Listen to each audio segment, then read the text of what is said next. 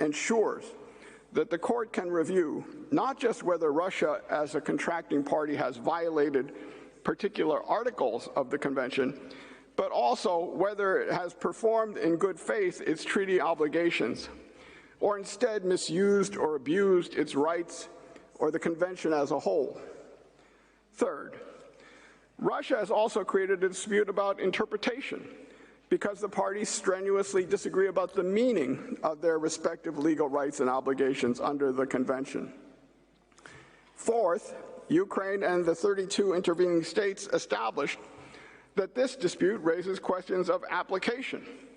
As you noted last March, there is clear divergence of views as to whether certain acts allegedly committed by Ukraine in the Luhansk and Donetsk region amount to genocide that Russia became obliged to prevent and punish.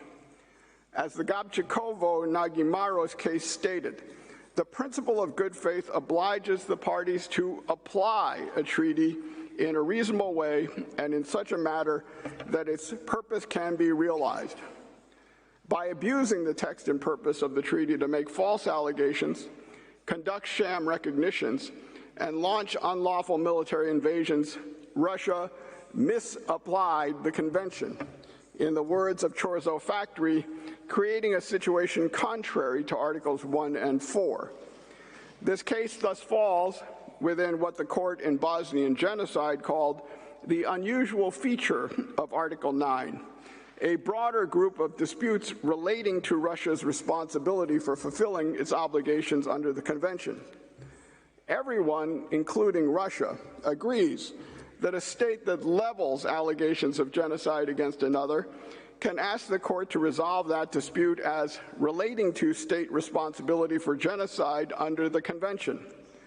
But if so, so too must a state like Ukraine be able to resolve an issue relating to state responsibility for genocide by disputing pretextual allegations of genocide and illegal actions taken on the basis of those false allegations. Ukraine and the intervening states all further agree that Article 9's distinctively broad scope reflects both the erga omnes character of the Convention's obligations and the Convention's historic object and purpose.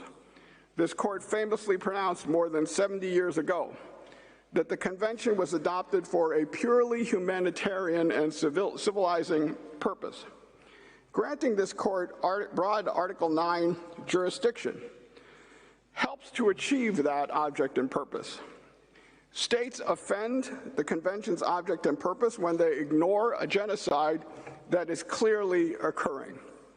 But they also offend that object and purpose when they falsely allege a genocide that is clearly not occurring in order to seek license to illegally attack and invade an innocent neighbor. On Monday, Mr. Udovichenko presented a map of Ukraine's legal position that purportedly showed the vagueness of Ukraine's theory of Article 9 jurisdiction. Instead, what his chart well illustrated was the widely agreed upon breadth of Article 9 in 5-column headings that happened to track the wording of Article 9: abused, violated, misused, misapplied, and misinterpreted. As his chart showed, this court has Article 9 jurisdiction not just when Russia has 1, violated or 2, abused Articles 1 and 4 of the Convention, but also when Russia has 3, misinterpreted, 4, misapplied, and 5, not fulfilled, misused the Convention. Ukraine's claim regarding Russia's failure of good performance is plainly related to fulfillment. The requirement that Articles 1 and 4 be applied reasonably and good faith is connected with, that is, related to, application. To exercise jurisdiction, that's all you must find. So the jurisdictional question here is simple. Does the necessary relationship exist between the dispute Ukraine brings over Russia's failure to fulfill its obligations to prevent and punish genocide in good faith and interpretation, application, or fulfillment of the Convention? The answer is yes. For that reason, as you'll hear more from Mr. Zients, Russia has entirely fabricated its contention that requests for a declaration of non-violation are alien to the Convention and to international law in general. As Cyprus put it last week, a state falsely accused of genocide must be afforded the opportunity to clear its name, especially when an allegation of genocide is relied upon to resort to armed force. Mr. Udovichenko mocked this assertion as a laughable reputational interest. But as both Lithuania and Cyprus explained, the capacity to bring such claims is an existential necessity for small states who are at risk of unlawful pretextual invasion. As Cyprus explained, it is crucial for these countries that provisions in treaties are not left to the own appraisal of any state party in order to justify the use of force against other states, but are properly construed by the states and ultimately by this court. In Nicaragua v. U.S., the court similarly explained that while the respondent might form its own appraisal of the situation as to respect for human rights in the applicant state, the use of force could not be the appropriate method to monitor or ensure such respect. To prevent such unilateral appraisals from becoming entirely self-judging, Article 9 must be read to empower this court to review state claims of unilateral power to assess and to use force to prevent and punish a perceived genocide. Madam President, members of the court, Russia's counsel have offered a mechanical legal theory arguing that this court may not rule on the merits because of three fabricated either-or propositions relating to jurisdiction, breach, and potential application of other rules of international law. Their theory distorts the text, history, object and purpose, and jurisprudence of the Genocide Convention. First, Russia has repeatedly insisted that jurisdiction is precluded here because the case Ukraine brings before you is not really about Russia's abuse of the Genocide Convention, but about the legality of Russia's use of force under the UN Charter and customary international law. But in demanding that a dispute must either concern the use of force or the Genocide Convention, Russia sets up a false dichotomy. The court's jurisdiction covers Russia's use of force in this context precisely because Russia used force as a chosen measure to execute its stated goal of preventing and punishing genocide. The court has regularly rejected similar claims by other respondents that a relationship between use of force issues and the applicant's claims brings a case outside the scope of the relevant treaty.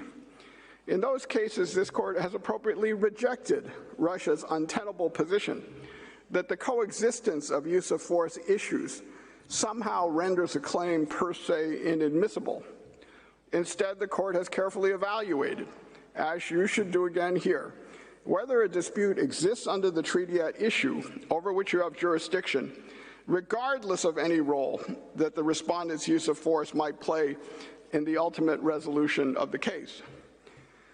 In oil platforms, the court rejected the preliminary objection of a P5 member of the Security Council that the applicant's claims fell outside the relevant compromissory clause because essentially the dispute relates to the lawfulness of actions by naval forces that involve combat operations.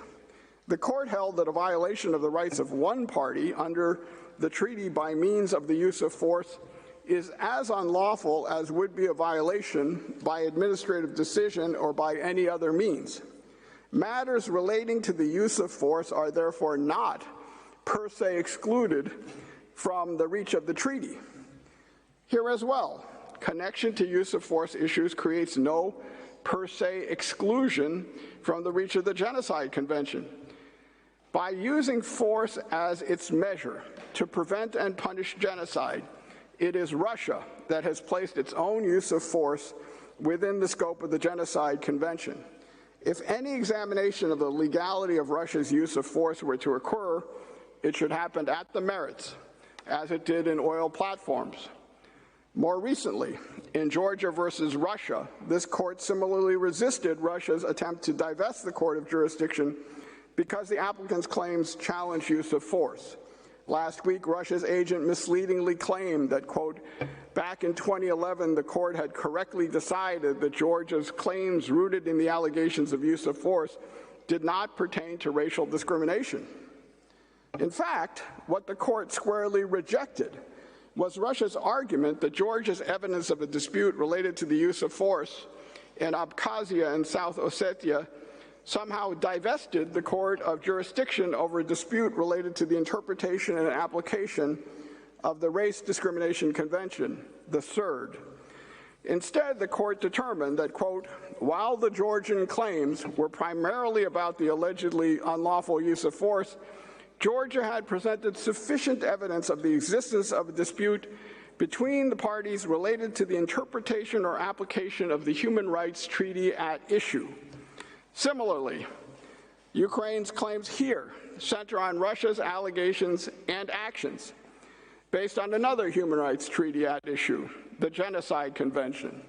The mere existence of use of force issues has never created a per se carve-out from this court's jurisdiction or admissibility that overrides the contracting party's consent.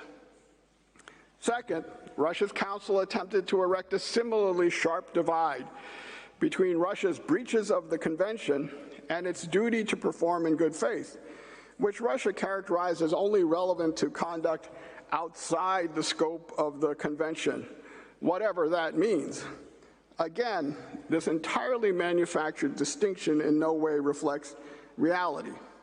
Mr. Krozato conceded that the Gabčíkovo-Nagimaros duty to act in good faith with respect to a treaty is about performance, or as Article 9 puts it, fulfillment of the treaty's obligations. Given that litigating about fulfillment falls within the express terms of the convention, how can litigating about performance in good faith be an obligation that falls outside the convention? Or take this court's Genocide Convention jurisprudence. The 1999 legality of the use of force case concerned NATO bombing to protect innocent civilians. Russia's agents cited many public statements in April 1999 by various government policymakers, including myself, warning that Serbian leaders were committing acts of genocide. Without evidence, Russia's agent called this a pretext. But Slobodan Milosevic, the president of Serbia, was later indicted by the ICTY for crimes against humanity and for genocide in related conflicts. So that case offers no parallel to Russia's pretextual allegations of genocide without due diligence, which are at issue here. For that reason, we must separate thoughtful legal analysis from the kind of political diatribe we heard from Russia's agent on Monday. As Judge Nolte acknowledged in his separate decision to the provisional measures order in this case, in the legality of use of force case, Judge Nolte wrote, "It is true that in 1999, certain respondent states came close to justifying their use of force by stating that their actions were taken with the intent to prevent genocide and that certain of their officials made allegations of genocide in that context. However, such justifications were not the stated purpose of the military operations by the respondent states, nor was that purpose so perceived by the applicant state. That aspect was therefore not the subject matter of the earlier cases before the court."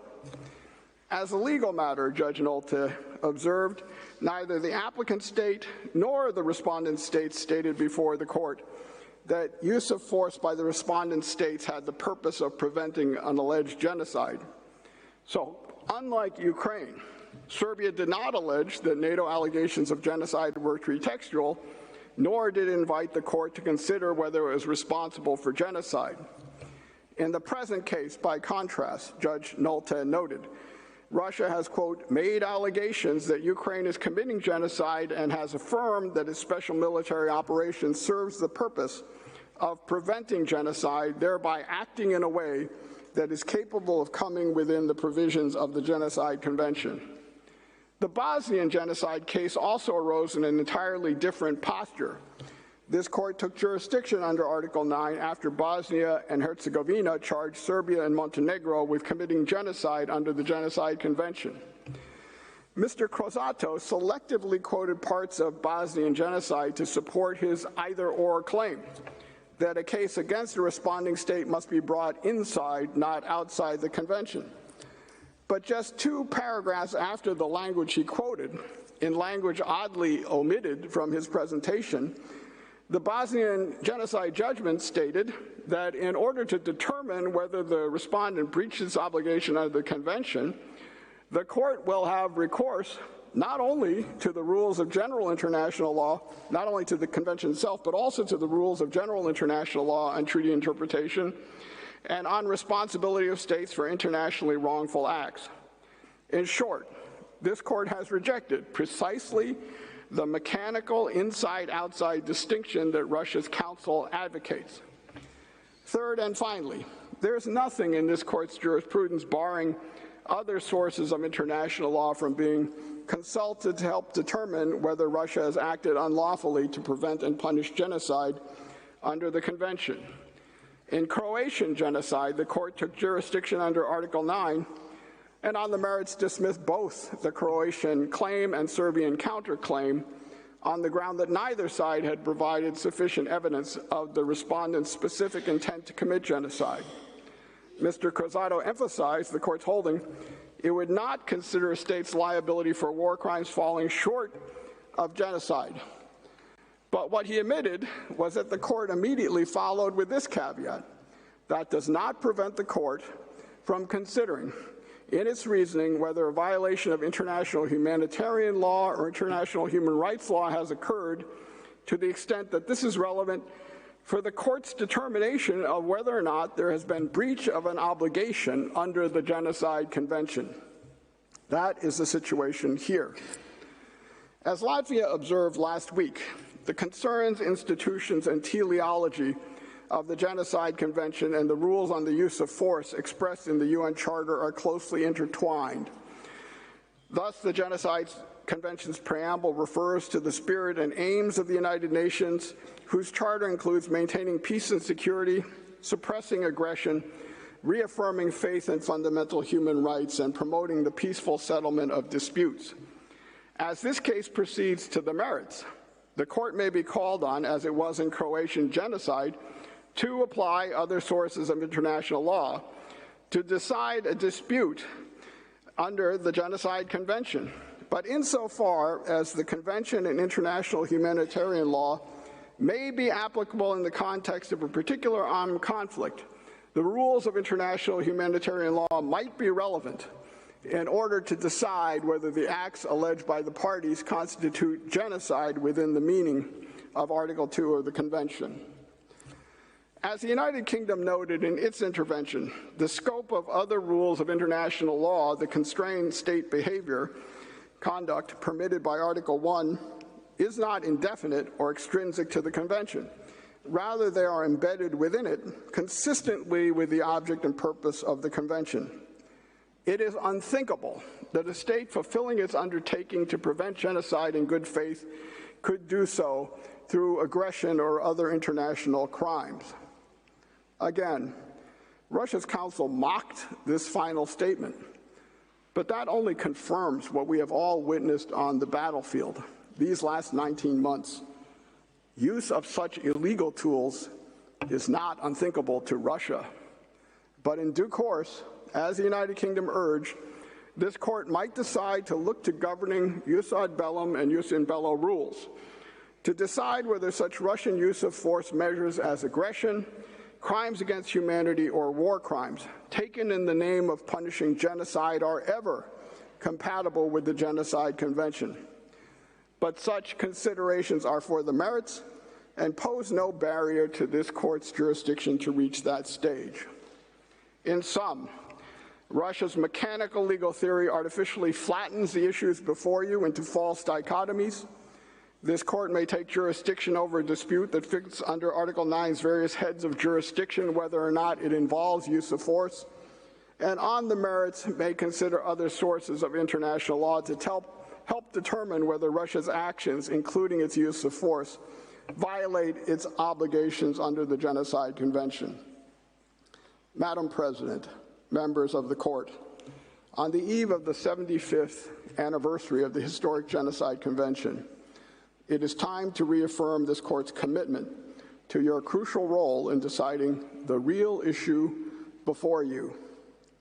May a powerful state falsely accuse its neighbor of genocide, then use illegal force to kill its citizens, devastate their homeland, and destabilize the global legal order, all on the pretext of preventing and punishing genocide.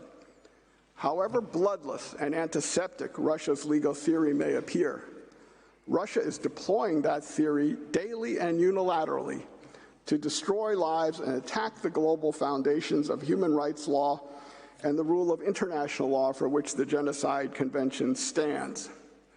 The jurisdictional questions before you are neither close nor are they difficult. And while you deliberate, the world awaits a speedy hearing on the merits. Distinguished judges, for these reasons, the Court should promptly dismiss Russia's preliminary objections and schedule a hearing on the merits. Madam President, it has been my honor to appear before you. I thank you, and I ask you to call my colleague, Ms. Cheek, to the podium. Thank you.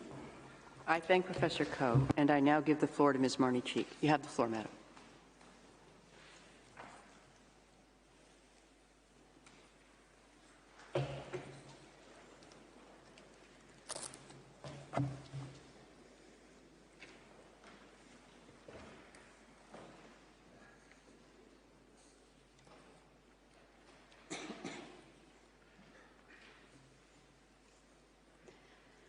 Madam President, members of the Court, it is an honor to appear before you again on behalf of Ukraine. This afternoon, I will once again focus on the existence of a dispute between Ukraine and the Russian Federation related to the subject matter of the Genocide Convention. In its second round of oral pleadings, Russia argues that this Court should ignore statement after statement made by senior Russian officials referencing Ukraine's alleged commission of genocide. It argues that its reliance on genocide to justify its recognition of the so-called DPR and LPR and its full-scale invasion of Ukraine is simply rhetoric. At the same time, it has no answer for why its officials, including the Deputy Chairman of the Security Council, have referred to the Genocide Convention by name when justifying Russia's actions. Russia instead asked this Court to find that Article 51 of the UN Charter was the sole justification for its actions in and against Ukraine. Russia asks you to disregard the words of its president, clearly stating that the purpose of Russia's so-called special military operation was to stop genocide. Instead, Russia invites you to rely on Russia's bare invocation of Article 51 in a letter transmitted to the United Nations on the 24th of February, 2022, even though the same letter attaches President Putin's speech that declares the purpose of Russia's actions against Ukraine to be genocide prevention. In the alternative, Russia argued for the first time in these oral hearings that even if a dispute regarding the subject matter of the convention existed at the time of Ukraine's application, no such dispute exists today, and so Ukraine's claims are devoid of object and should be dismissed. Having heard Russia's rebuttal on Monday, it remains the case that an objective examination of the facts shows that at the time Ukraine filed its application with this Court, the parties had a dispute related to the interpretation, application, or fulfillment of the Genocide Convention. My presentation this afternoon will proceed in three parts. First, I will demonstrate that on the current record before the court, there exists a dispute between the parties relating to the interpretation, application, or fulfillment of the Genocide Convention at the time Ukraine filed its application. Second, I will explain how Russia's letter to the UN Secretary General regarding its purported exercise of the right to self-defense under Article 51 of the UN Charter does not negate the parties' dispute with regards to the Genocide Convention, but rather affirms it. Finally, I will address Russia's new argument that Ukraine's claims are without object because Russia has asserted in these oral proceedings that it agrees with certain of Ukraine's interpretations of the Convention. What should the court make of Russia's repeated references to genocide?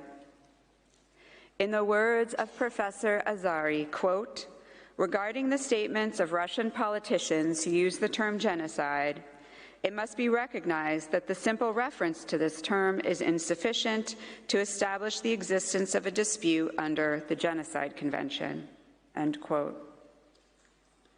But this court should not disregard Russia's statements alleging that Ukraine was committing genocide. Russia cannot credibly claim that its long-standing allegations of genocide against Ukraine and its officials were mere rhetoric or simply political. To start, Russia's state organs and officials have, for years, claimed that Ukraine and its officials are committing genocide in violation of the Genocide Convention. As for Russia's investigative committee, not only did it explicitly claim that Ukrainian officials were violating the Genocide Convention, but Russia's domestic criminal code defines genocide in nearly identical terms to the definition in Article 2 of the Genocide Convention.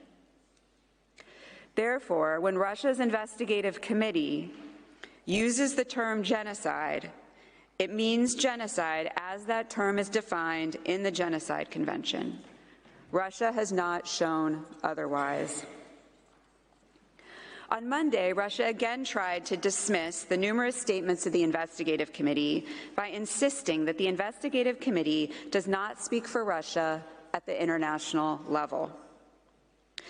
But Russia's complete failure to engage at all with the content of the statements of the investigative committee is telling.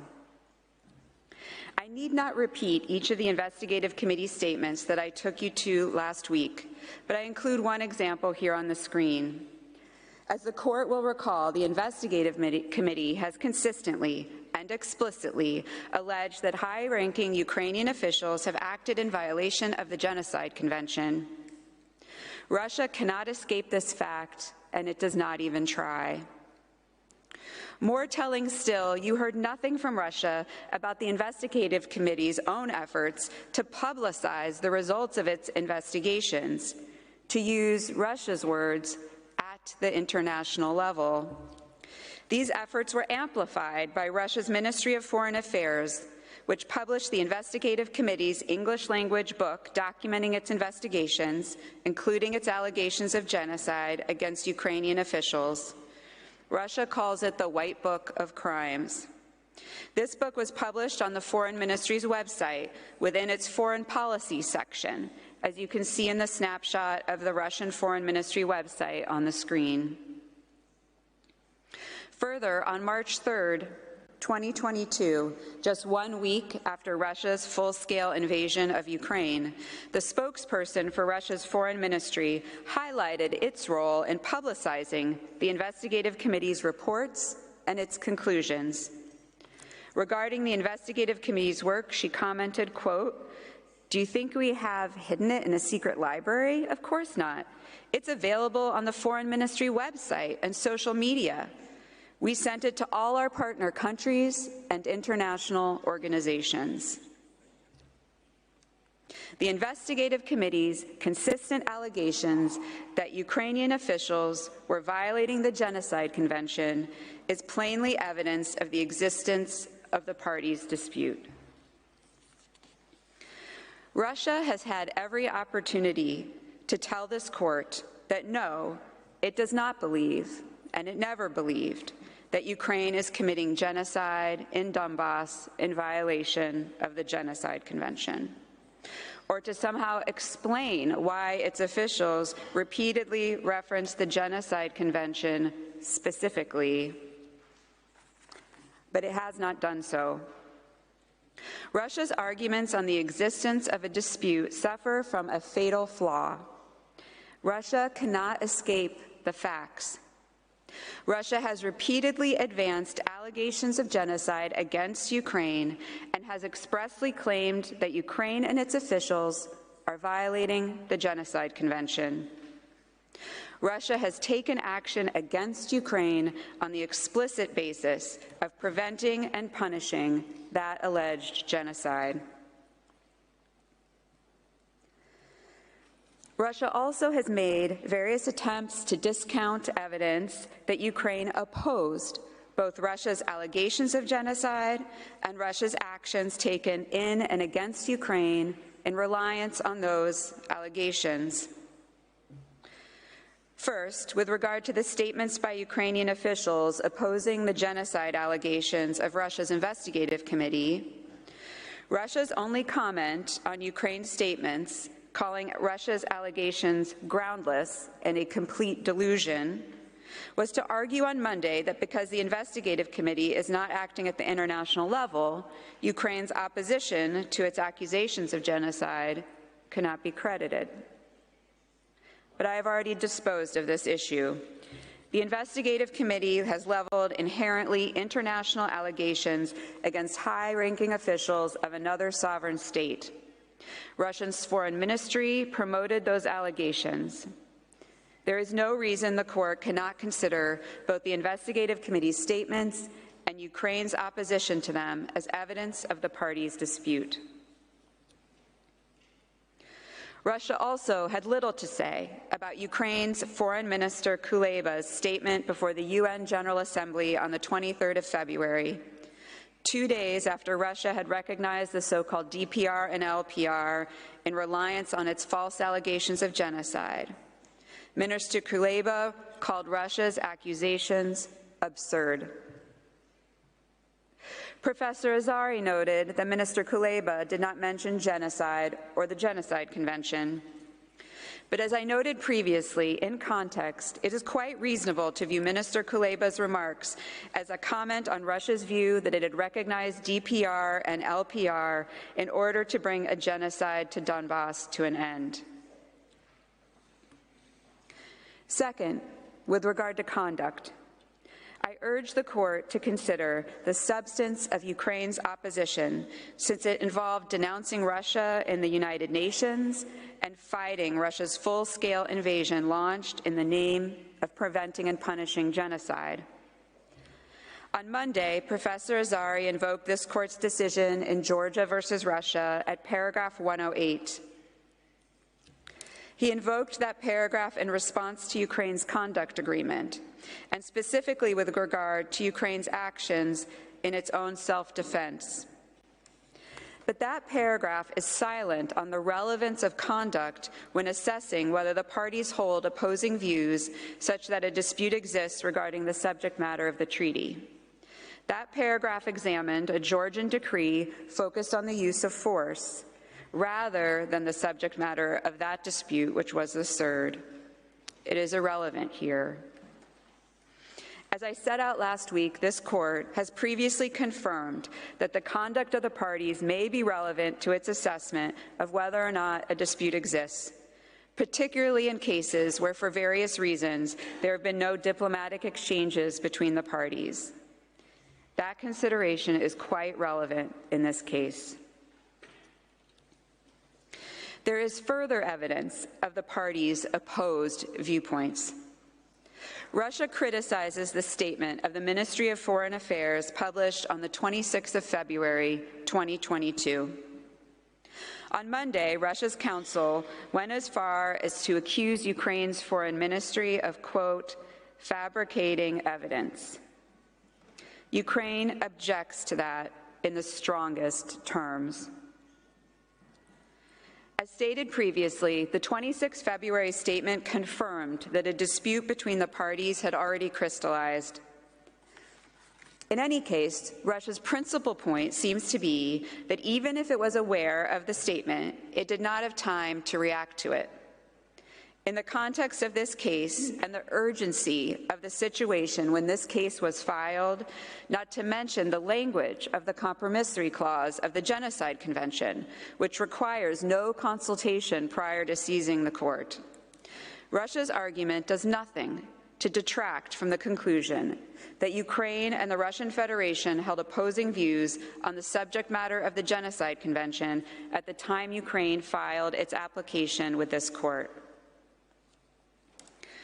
Further, as a factual matter, the statement was published on the website of the Ministry of Foreign Affairs, across its social media channels, and shortly thereafter on the official Ukrainian government portal. The parties are agreed that this statement was issued prior to Ukraine filing its application. On Monday, Russia's counsel relied on Marshall Islands versus the United Kingdom in an attempt to undermine the significance of this 26th of February statement. But the statements in Marshall Islands of the applicant lacked specificity and were hortatory in nature. The factual distinction between that case and the case before you here is readily apparent. In the present case, Russia made explicit and direct allegations that Ukraine and its officials were committing genocide. Russia was aware, or it could not have been unaware, that Ukraine opposed those allegations. Yet in February 2022, rather than remedying this disagreement and withdrawing its allegations of genocide against Ukraine, Russia took action on the stated basis of bringing an alleged genocide to an end. Ukraine forcefully opposed those actions. Despite Russia's continued insistence, the objective question of whether the parties hold opposite views with respect to the subject matter of the treaty does not turn on whether the respondent expressly and explicitly opposed the claims of the applicant state. The court made this clear in the Gambia versus Myanmar, adding that, quote, if that were the case, a respondent could prevent a finding that a dispute exists by remaining silent in the face of an applicant's legal claims. Such a consequence would be unacceptable. Professor Azari is not correct when he insists that Ukraine must prove, quote, that before the filing of the application, it claimed a violation of the 1948 Convention and that its claim was manifestly opposed by the Russian Federation.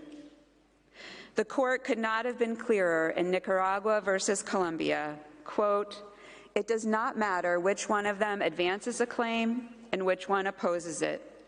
What matters is that the two sides hold clearly opposite views concerning the questions of the performance or non-performance of certain international obligations. I also take note of Judge Crawford's dissent in Marshall Islands, where he stated that, quote, egregious conduct can create a dispute ipso facto without the need for a letter before action or other communication. End quote. Russia's invasion of Ukraine on the 24th of February 2022, whose stated purpose was to stop a genocide in Donbass and punish the perpetrators, is a stark example of such egregious conduct. Russia's allegations and the actions it has taken in purported reliance on those allegations plainly fall within the subject matter of the Genocide Convention, namely genocide and the prevention and punishment thereof. Ukraine has opposed these allegations and the actions Russia has taken in reliance on those allegations, and Ukraine did so before filing its application. Consistent with the Court's well-established standards, this is sufficient to establish the existence of a dispute between the parties related to the Genocide Convention. This Court found at the provisional measures stage that the evidence demonstrated prima facie the existence of the parties' dispute. Russia has presented no evidence since the Court's order that undermines that prima facie conclusion.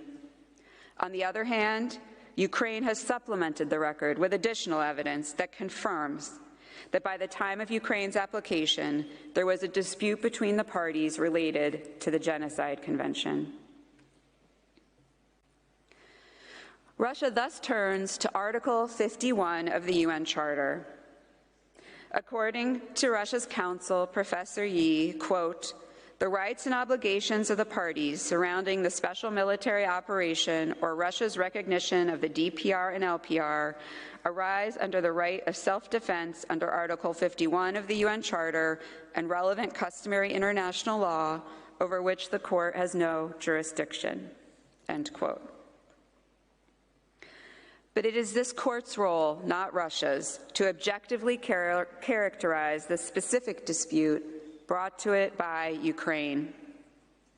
Objectively, that dispute relates to Russia's actions for the stated purpose of preventing and punishing genocide, a subject governed by the Genocide Convention.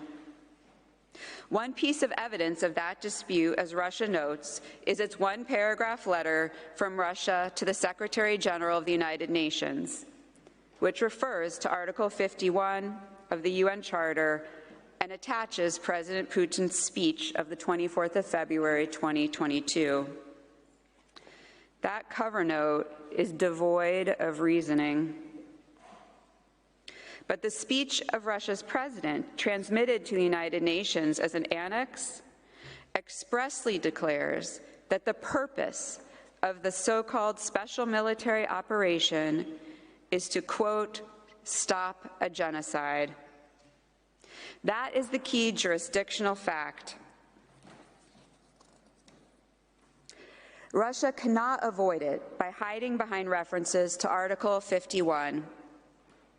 We heard many references to Article 51 on Monday, but I encourage the Court to look at the short letter from Mr. Nebenzia to the Secretary General that Russia on Monday called decisive. This is the language in its entirety on the screen. It identifies no armed attack. It specifies no particular measure as being proportionate and necessary to respond to an armed attack. The letter simply refers to an annex, that annex being President Putin's address of the 24th of February, 2022. Russia, like other states, has in other circumstances made reports to the Secretary General or the Security Council under Article 51. Russia did so in 2008 following its use of force in Georgia. In that report, Russia set out expressly its basis for acting in self-defense. And that report is on your screen. It asserted, quote, "The use of force by the Russian side is strictly proportionate to the scale of the attack and pursues no other goal but to protect the Russian peacekeeping contingent and citizens of the Russian Federation from the illegal actions of the Georgian side and to prevent further attacks against them." These two letters to the United Nations are quite different. It is striking that when Russia claimed self-defense in Georgia, it identified a specific alleged armed attack by Georgia. It defended the proportionate nature of its defensive actions in response, and it stressed that Russia's military acted and their actions pursued no other goal than self-defense. Russia's 2022 letter to the United Nations with respect to Ukraine does nothing of the sort. Of course, at this stage of the proceedings, the Court does not need to examine the merits of Russia's assertion that its reference to Article 51 of the UN Charter shields it from liability under the Genocide Convention. but for the purposes of jurisdiction, this letter is relevant and that it shows that the only justification provided by the Russian Federation for its full-scale invasion of Ukraine was a purported genocide occurring in Donbass. Russia's 2022 letter simply incorporates President Putin's 24 November speech, which makes abundantly clear that Russia was not limiting itself to purely defensive purposes and goals. To the contrary, President Putin's speech explains that the so-called special military operation had one purpose. Quote, "The purpose of this operation is to protect people who for 8 years now have been facing humiliation and genocide perpetrated by the Kiev regime." President Putin said that to this end, Russia would take measures to denazify Ukraine and, quote, "to bring to trial those who perpetrated numerous bloody crimes against civilians." Thus, as Judge Robinson observed, President Putin's speech, quote, "makes clear that notwithstanding the possible defensive aims of the special military operation, the operation had a clear protective aim. More specifically, it aims to protect against alleged acts of genocide committed by Ukraine, which Russia considered to be contrary to Ukraine's obligations under the Genocide Convention," end quote. Mr. Nebenzia's cover letter mentioning Article 51 of the UN Charter does not cancel out President Putin's stated purpose for Russia's actions in Ukraine. To the contrary, the letter incorporates President Putin's stated purpose. And President Putin's statement is the only substantive explanation provided by the Russian Federation to the United Nations for Russia's actions. In view of the unusual nature of Russia's letter to the Secretary General, it's doubtful whether it qualifies in either form or substance as the report to the Secretary General required by Article 51 for all measures taken in self-defense. But the fundamental point at this stage of the proceedings is that Russia's reference to Article 51 of the UN Charter does not mean that a dispute does not exist between the parties relating to genocide. The Court has consistently recognized, as it did recently in the alleged violations case, that, quote, "certain acts may fall within the ambit of more than one instrument, and a dispute relating to those acts may relate to the interpretation or application of more than one treaty or other instrument." Even if Russia claims its actions fall within Article 51 of the UN Charter, that does not exclude the same actions from also falling within the scope of the Genocide Convention. Ukraine's application pertains to the parties' dispute under the Genocide Convention. As the Court went on to note in alleged violations, it, quote, "cannot infer the subject matter of a dispute from the political context in which the proceedings have been instituted, rather than basing itself on what the applicant has requested of it." As Professor Coe mentioned earlier, this is also not the first time the Court has been presented with a dispute involving the use of force and assertions of a right of self-defense. In oil platforms, the Court determined that it had jurisdiction over whether the use of force breached the Treaty of Amity, even though the United States had not consented to the Court's jurisdiction over use of force disputes more generally. In deciding whether the United States breached the Treaty of Amity, the Court considered that the United States' claims of self-defense was not an automatic exclusion from jurisdiction, but a defense on the merits. Here, assuming for the sake of argument that there is a dispute between the parties as to whether Russia's use of force was permitted under Article 51 of the UN Charter, there is also a dispute between the parties under the Genocide Convention. That dispute relates to whether Russia's actions in and against Ukraine for the stated purpose of stopping and punishing a genocide violates Articles 1 and 4 of the Genocide Convention. In other words, Russia's reference to the right of self-defense under the UN Charter does not redefine the dispute that Ukraine has brought to this court, nor does it negate the existence of a dispute relating to the Genocide Convention. The court already considered Russia's reference to Article 51 and made this fundamental point at paragraph 46 of its Provisional Measures Order. There is no reason to reach a different conclusion now. There is another way to frame this question, but the outcome is the same. Namely, the Genocide Convention governs the prevention and punishment of genocide, whether through the use of force or other measures. Russia has acted for the stated purpose of bringing a genocide to an end and punishing its perpetrators. That action, for that stated purpose, falls squarely within the subject matter of the Genocide Convention.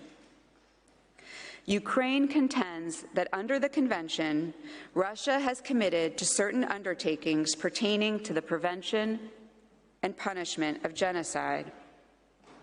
Russia has committed to act to prevent and punish genocide in good faith, without abuse, and within the limits of international law. Ukraine claims that Russia has acted for the stated purpose of preventing and punishing genocide, but did so not in good faith. It did so abusively and beyond the limits of international law. By acting in contravention of the undertakings it made under the Genocide Convention, Ukraine claims Russia violated the Convention. Whether or not Ukraine and Russia also have a dispute that relates to the UN Charter, the court may assert jurisdiction over the dispute brought by Ukraine under the treaty signed by both parties that governs the prevention and punishment of the crime of genocide.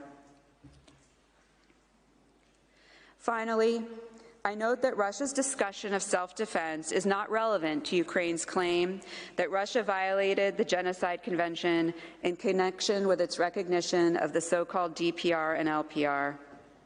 Russia's permanent representative to the United Nations justified Russia's recognition of the so-called DPR and LPR by claiming that, quote, in the light of the blatant genocide, Russia could no longer remain indifferent to the fate of the 4 million people of the Donbass, end quote.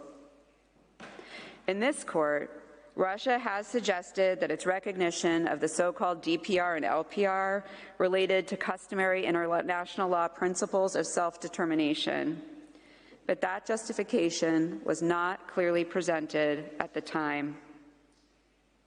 In any case, the analysis remains the same. Even if the parties also have a dispute over whether Russia's act of recognition has a basis in some other principle of international law, there is also a dispute concerning Russia's recognition of the so-called LPR and DPR as a measure to prevent and punish a genocide.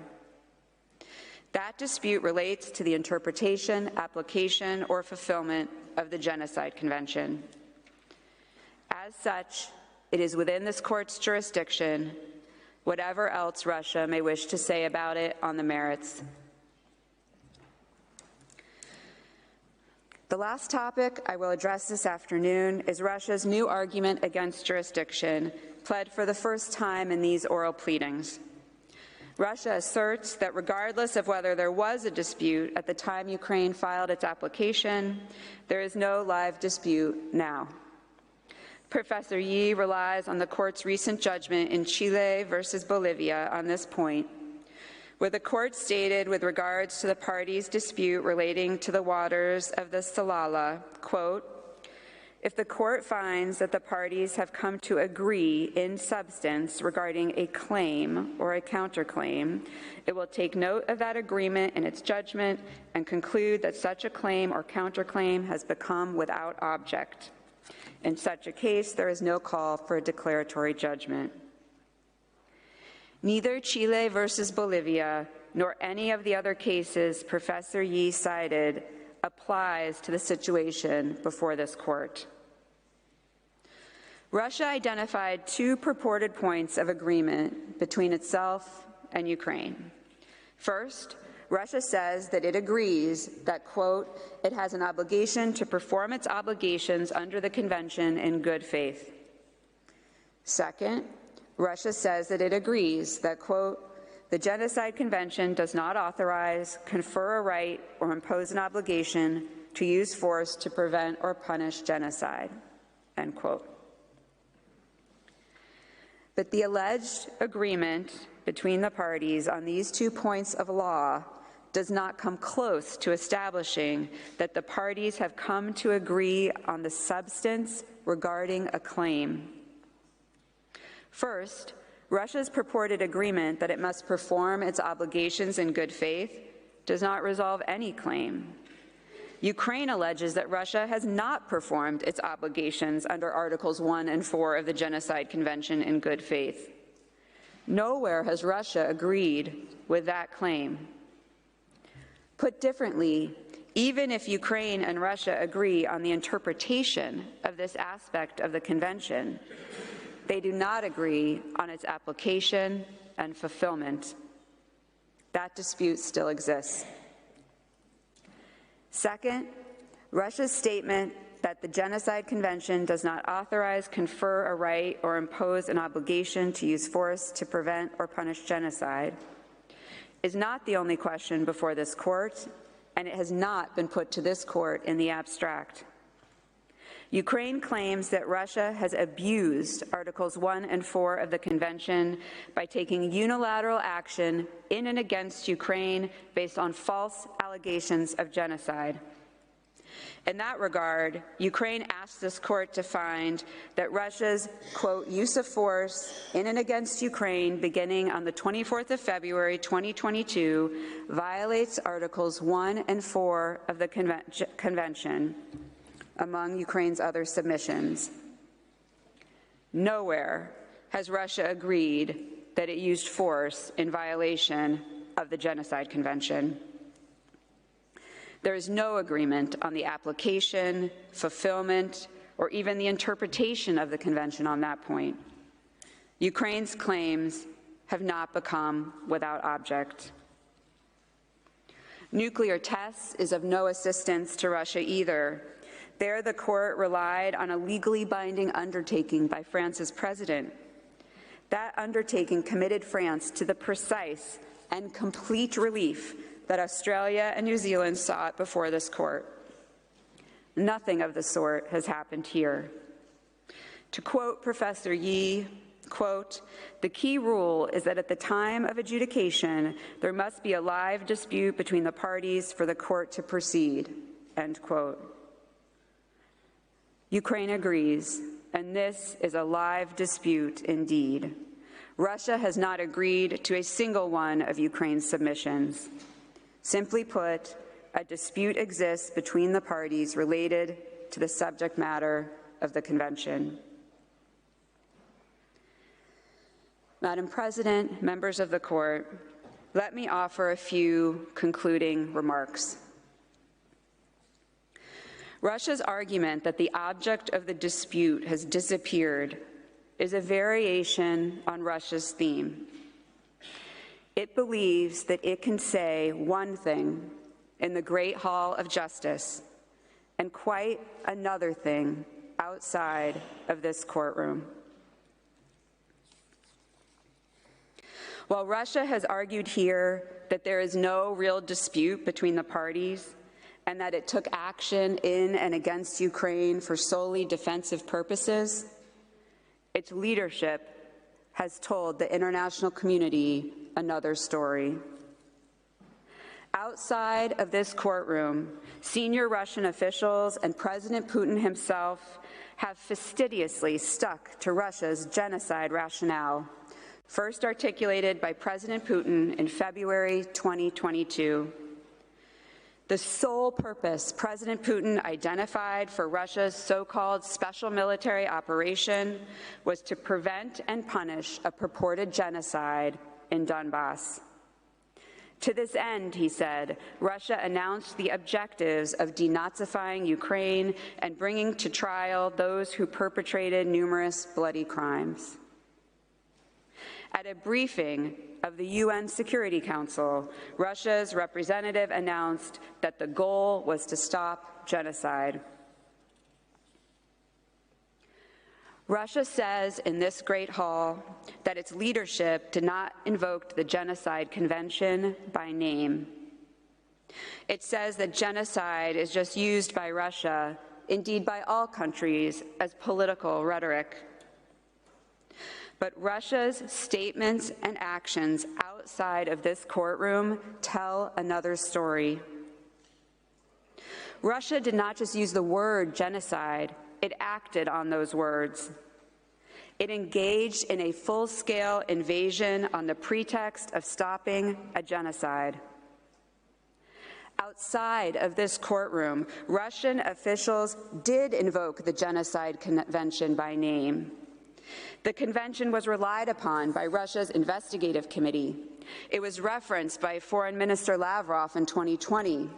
It was highlighted 2 weeks ago by Dmitry Medvedev, the deputy chairman of Russia's Security Council. Russia stands before you in this great hall and ignores this evidence. On Monday, Russia did not deny or contradict Medvedev's statement. It did not tell you that its foreign ministry routinely relies on its investigative committee and that its allegations of genocide are published at the international level. It never explained why this court should ignore the purpose and goal of Russia's use of force as stated by its president and communicated to the United Nations. While Russia will say many things in this great hall of justice, it did not contradict its president. It did not denounce its foreign minister or discredit the deputy chairman of its Security Council. I urge this court to look at the evidence in the record and not just the words uttered in this courtroom. The evidence before you demonstrates that a dispute exists between these parties related to the interpretation, application, or fulfillment of the Genocide Convention. Russia's first preliminary objection should therefore be rejected.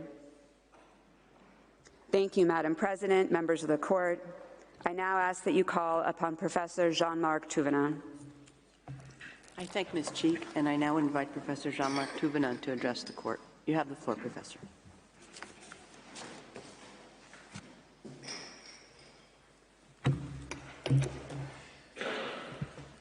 Merci beaucoup, Madame la Présidente. Thank you very much, Madam President.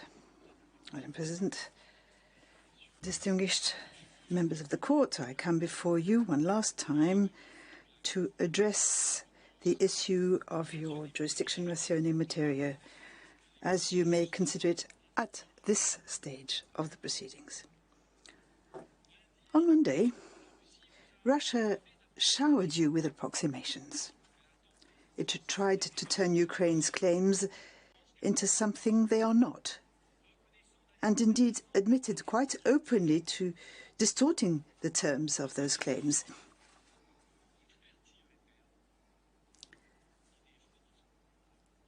I'll repeat it because I really mean that, to distorting the terms of these claims by making questionable inferences, and in a show of false naivety, it tried to convince you there are contradictions where there aren't any, with question marks galore.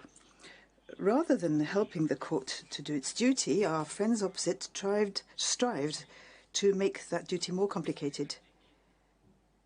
This is one of Russia's well-worn tactics. The smoke, however, the smoke screens constructed by our learned friends began to blow away as soon as they appeared. Thus, I will only address 3 points, which are literally obsessing the other side, before coming back to the role of good faith, of abuse of right, and of the obligation to act within the limits of international legality in the context of the interpretation, application, or fulfillment of the Convention. Madam President, The first, and indeed mistaken idée fixe or fixation of Russia is that Ukraine's claims concern everything except the Convention.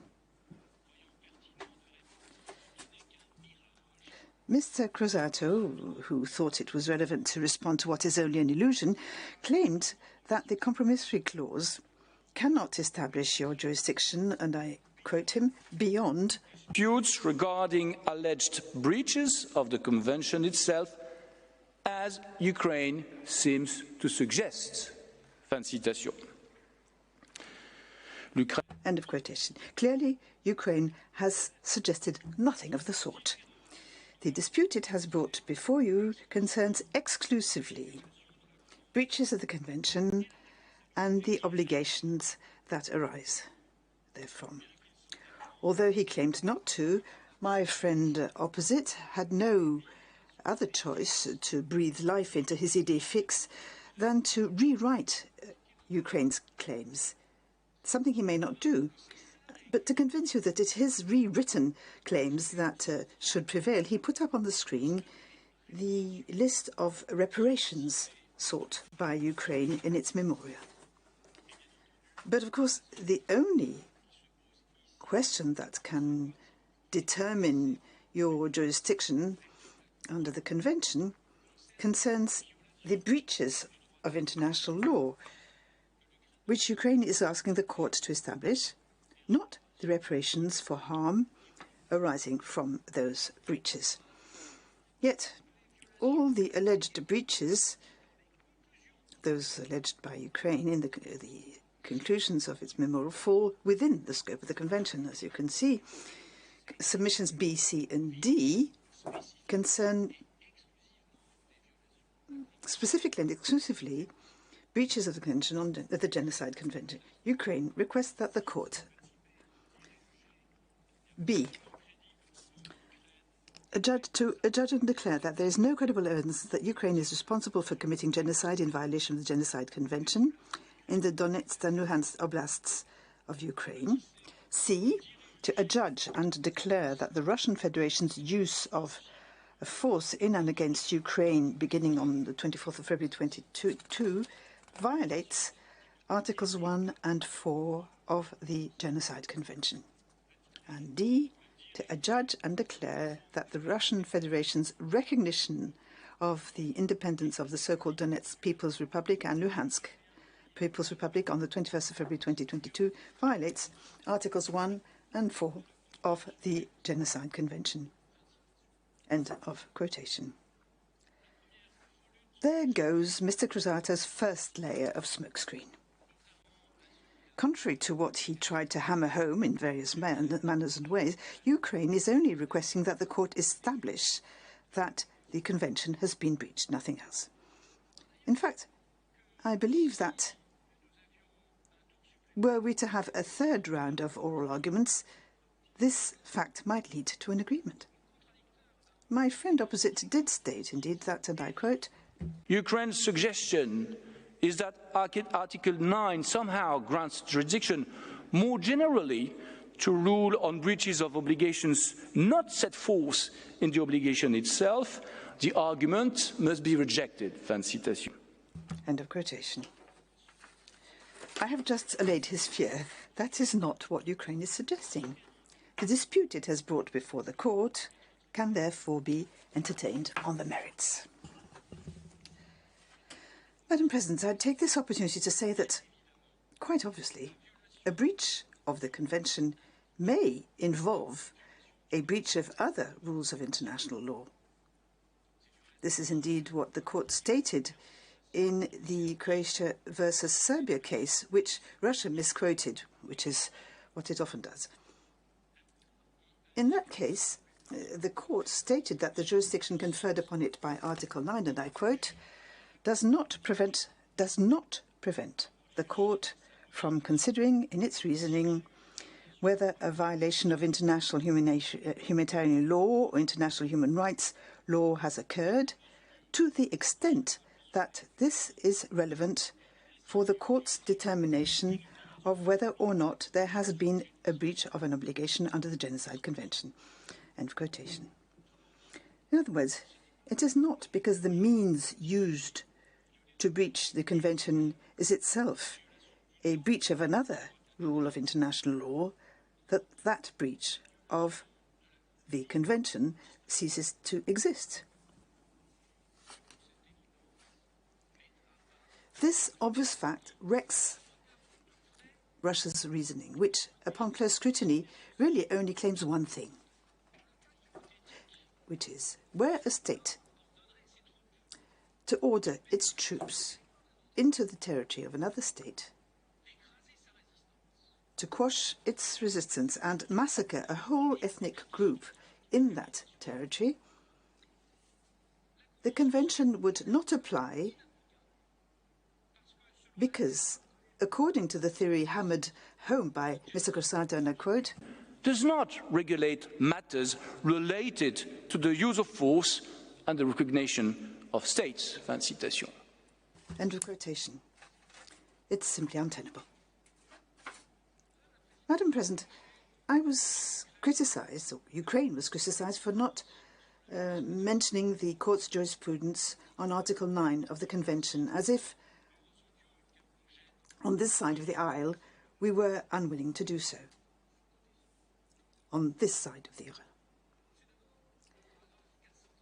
Russia first laid great store by paragraph 431 of the judgment on the merits in the genocide in Bosnia case. It states that, and I quote, a state can be held responsible for breaching the obligation to prevent genocide only if genocide was actually committed.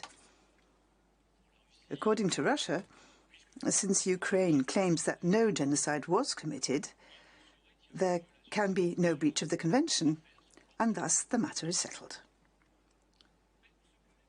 But what Ukraine is saying is that Russia has accused and is accusing Ukraine of committing or allowing a genocide to be committed as a pretext to invoke its obligations and launch actions in and against its territory.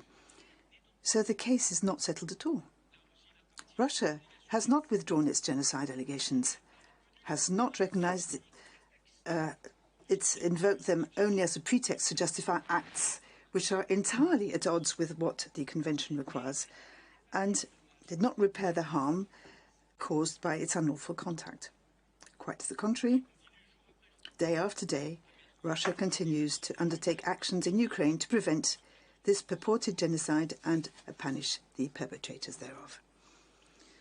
As to the provisional measures orders in the legality of the use of force cases, one of Russia's other leitmotifs, they simply stated, and this is only feasible at the provisional measures stage, by the way, that Serbia and Montenegro's genocide accusation against various countries were not plausible. This is without relevance whatever here, because we are not at the provisional measures stage. As to the judgment on preliminary objections in these same cases, it is hard to tell how Russia can believe they are in the least bit relevant. The court only ruled that Serbia and Montenegro had no standing to appear before the court at the time of the filing of its application, without saying anything whatever about Article 9. Here, yet again, this has nothing whatever to do with the instant case. For the sake of exhaustiveness, I will add that Russia has yet again relied in vain on Article 147 of the judgment on the merits of the Bosnian genocide, as it did last Monday. In that paragraph, the court stated that under Article 9 of the Convention, it could not rule on claims of breaches of international conventions and of customary international law if they were unrelated to the Genocide Convention. In so ruling, the court was responding to the many submissions made by the applicant, which relied on another basis for competition than Article 9 of the Convention. In its judgment, the court dismissed this other basis for jurisdiction and established it could therefore only rule pursuant to Article 9. it concluded that it could not exercise its jurisdiction, established only on the basis of Article 9 of the Convention, regarding the applicant's submissions, which exclusively covered breaches of the Geneva Conventions, of human rights treaties, of the United Nations Charter, and customary international law. The contrast with the present case is thus absolutely striking, since Ukraine has only invoked Article 9 as a basis for jurisdiction and is only asking the court to find that the Convention has been breached. Madam President, Moment est venu. I may stop for a moment here, if you wish, if you believe this is the right time, for a break. I thank Professor Tuvunen. I see that the next section of your speech is rather short, so perhaps you could just complete that section, and after that we'll take a break. Thank you. Parfait, Madame la Présidente. Je vous remercie. Very well, Madam President. Thank you very much. Madam President, I need to briefly address one of Russia's other fixations, the relationship between the Convention and the use of force, which my colleagues have already discussed, but which I would like to come back to just very briefly. On this point, the opposite side, on the other side of the aisle, attempted to prove I had contradicted myself by putting side by side two sentences I uttered last week. They recalled I had both said that Article 1 of the Convention does not confer a right to use of force, and that the Convention does not prohibit all use of force. One of Russia's counsels thought he had detected, and I quote, some clear hesitance. Did I say that the Convention conferred a right to use force unilaterally? His colleague then implied, in his own way, that the subtlety of my point had entirely escaped him. Yet it was perfectly elementary. The court on two occasions ruled that the measures that a state must and may take to prevent a genocide and prosecute its perpetrators must remain within the limits allowed by international legality. It follows that a state has the right to prevent and punish genocide pursuant to the Convention by undertaking various actions, including by using force, if it remains within the limits allowed by international legality. For example, if the UN Security Council considers that a genocidal situation in a given country constitutes a threat to international peace and security, the Council may decide to authorize the use of force to put an end to this genocide.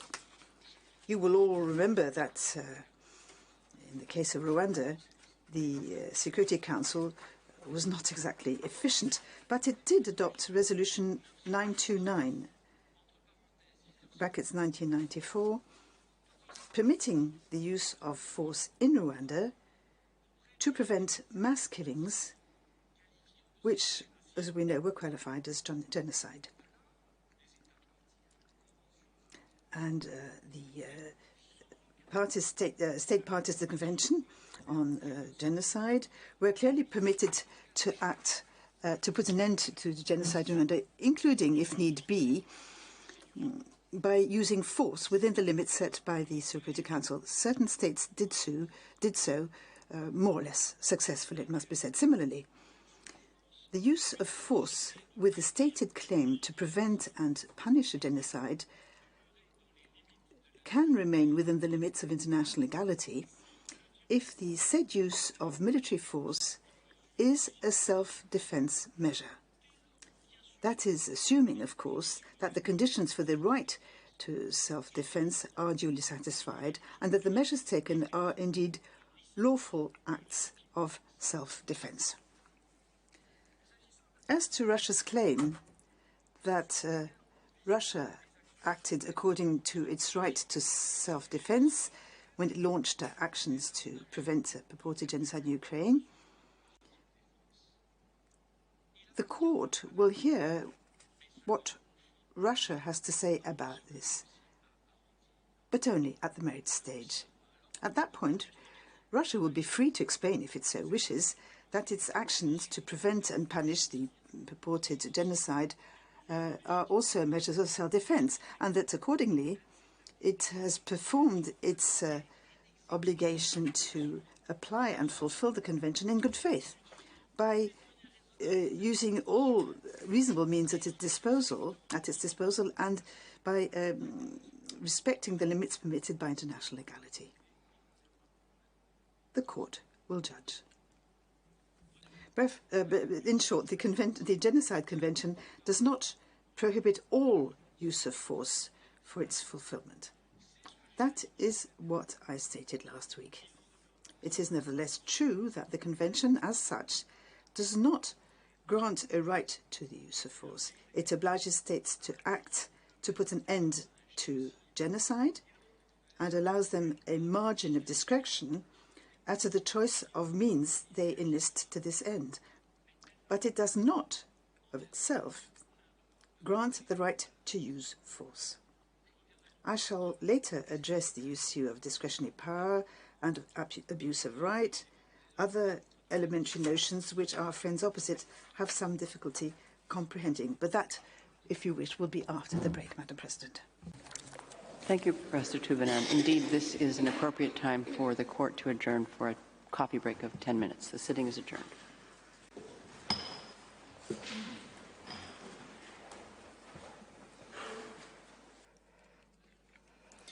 Madam President, distinguished members of the court, our opponent's third obsession, that was already addressed last week, is an obsession that I still need to come back to it.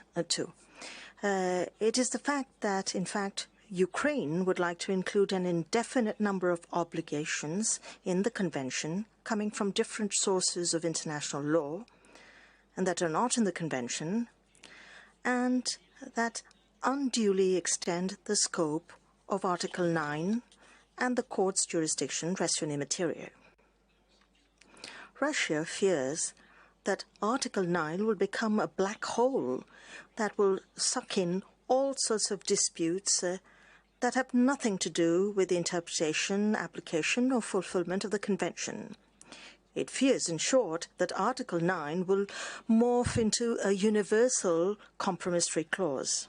But contrary to what our opponents have hammered home, there is nothing in Ukraine's submissions or even, in fact, in their oral presentations that resembles such a claim. Even the intervening states, in fact, did not detect any such indication in Ukraine's pleadings, and nothing justifies Russia's fears. The fact remains that the actions that the states parties to the Convention may take to perform their obligation to prevent genocide and to punish its perpetrators under the Convention must remain, as your court held, and I quote, within the limits permitted by international law, end of quote. In saying so, the court has merely interpreted Articles 1 and 4 of the Convention by determining the extent of the obligations and powers they contain. I already addressed this point last week, so I will not come back to it, except perhaps to recall that in interpreting these provisions, the court did not in any way include rules of international law in the Convention that do not exist in the Convention, nor did this court proceed with a prohibited incorporation when it ruled that having jurisdiction under Article 9 alone does not prevent it from considering in its reasoning whether a violation of international humanitarian law or international humanitarian rights law has occurred to the extent that this is relevant for the court's determination of whether or not there has been a breach of an obligation under the Genocide Convention.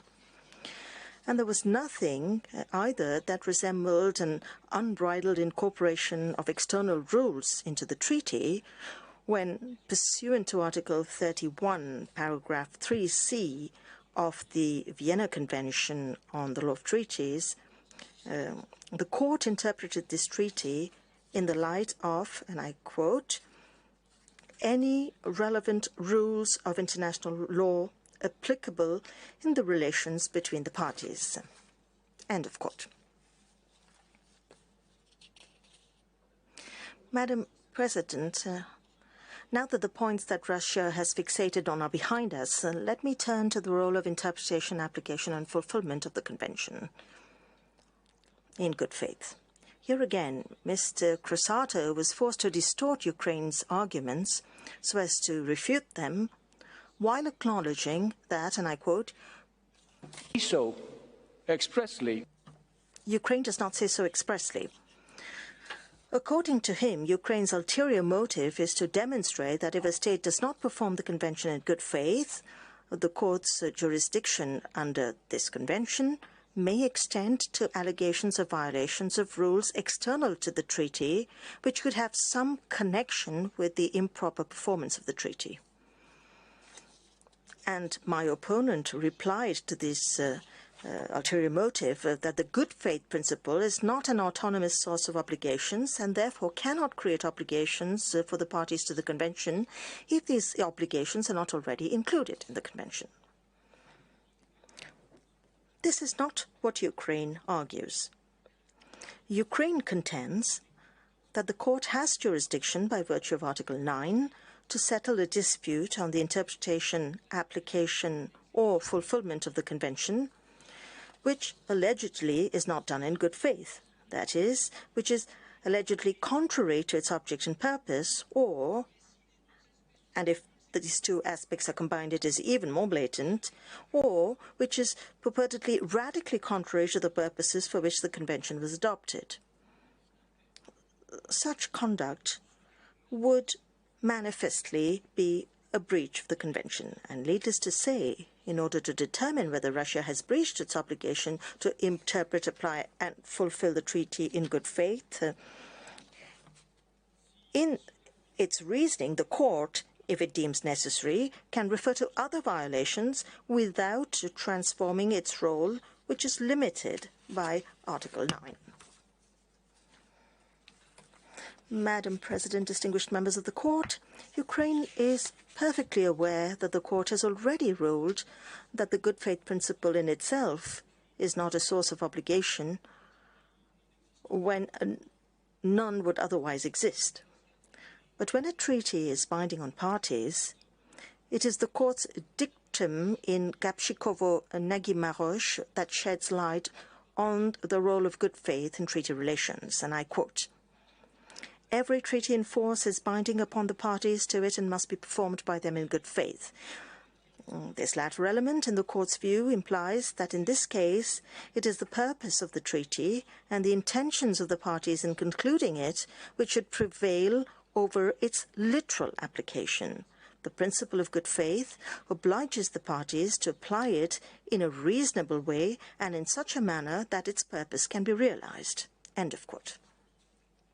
The purpose of the Genocide Convention is to rid humanity of the scourge of genocide. It is with this aim that states parties undertook to prevent and punish genocide.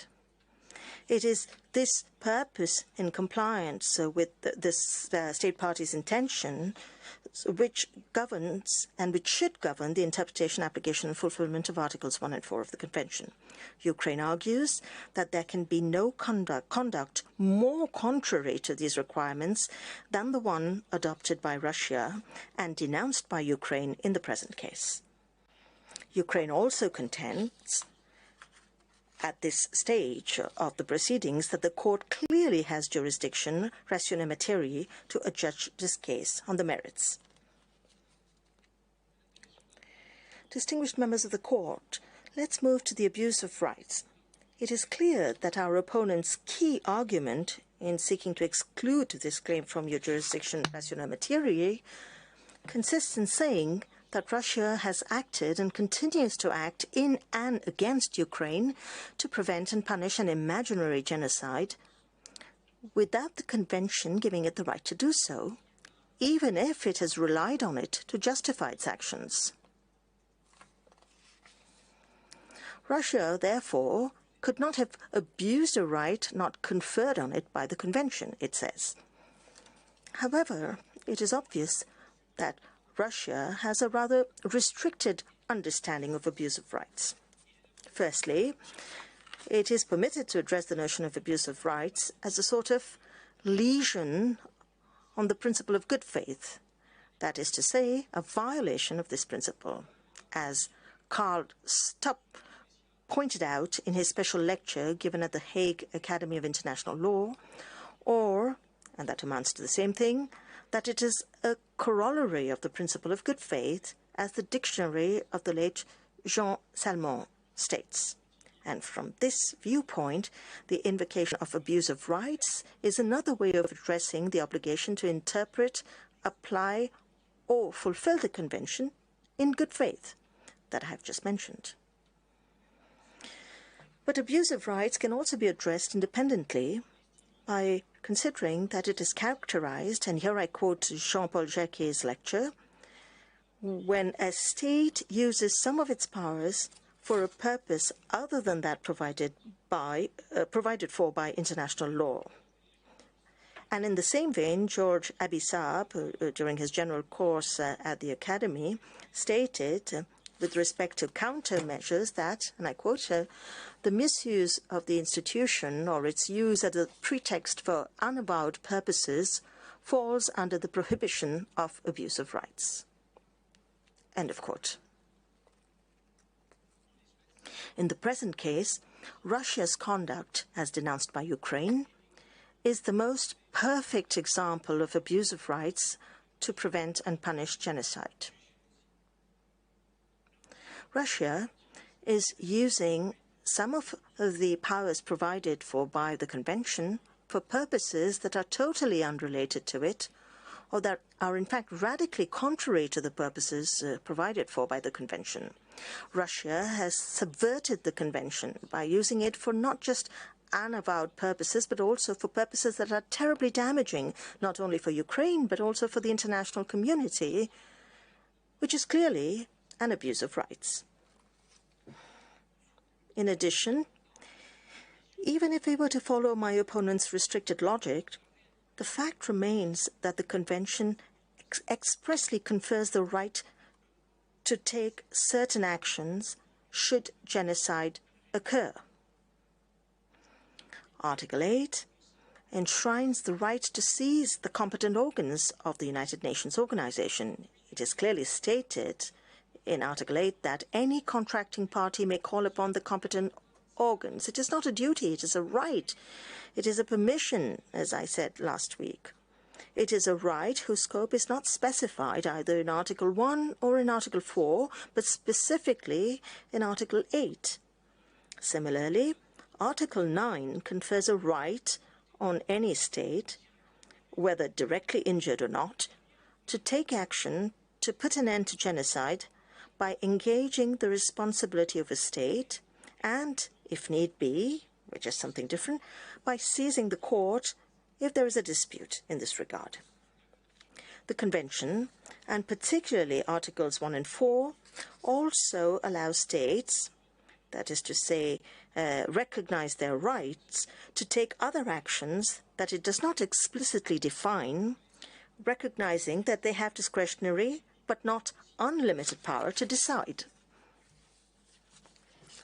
Russia states that it does not believe that parties have discretionary power under the Convention to decide in what manner they should fulfill their obligations.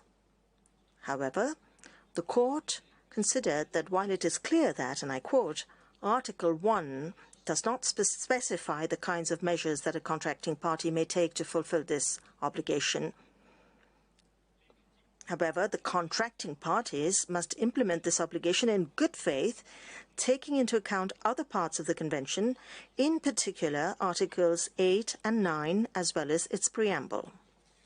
And the same articulation, which in fact is quite an obvious one, can be found in Djibouti versus France, in which the court held that if the terms of Article 2 of the Convention relevant to this case, and I quote, provide a state to which a request for assistance has been made with a very considerable discretion, this exercise of discretion is still subject to the obligation of good faith codified in Article 26 of the 1969 Vienna Convention on the Law of Treaties.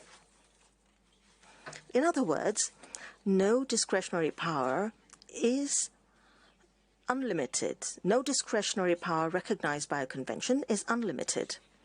As to the Genocide Convention, the court has determined the lower limit, that is to say, a floor, by ruling that all states must use all means reasonably available to them. The court has also established the upper limit, or a ceiling, by interpreting the Convention as requiring any action to prevent and punish genocide within the limits permitted by international law. Within those limits set by the Convention itself, if correctly executed, the Convention provides discretionary powers to states and therefore confers the states parties with rights to determine and take the actions required to prevent and punish.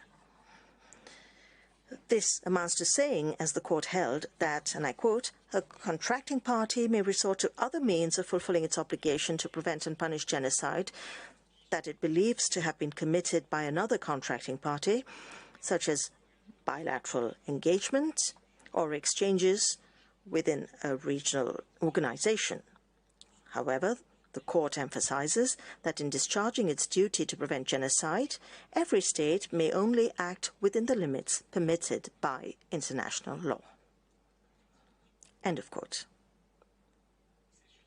It is on this basis that Ukraine argues that Russia's conduct, which is at question in this case, is not only a breach of Articles 1 and 4 of the Convention, as interpreted by the court, but also a manifest abuse of these articles in that Russia has claimed to fulfill its obligations under the Convention by taking action that is the very opposite of what the Convention permits within the limits of international law, and which is the exact opposite of the purposes for which this Convention was designed. There can be no more serious an abuse than this. At this stage, Ukraine is not asking the court to rule on any abuse.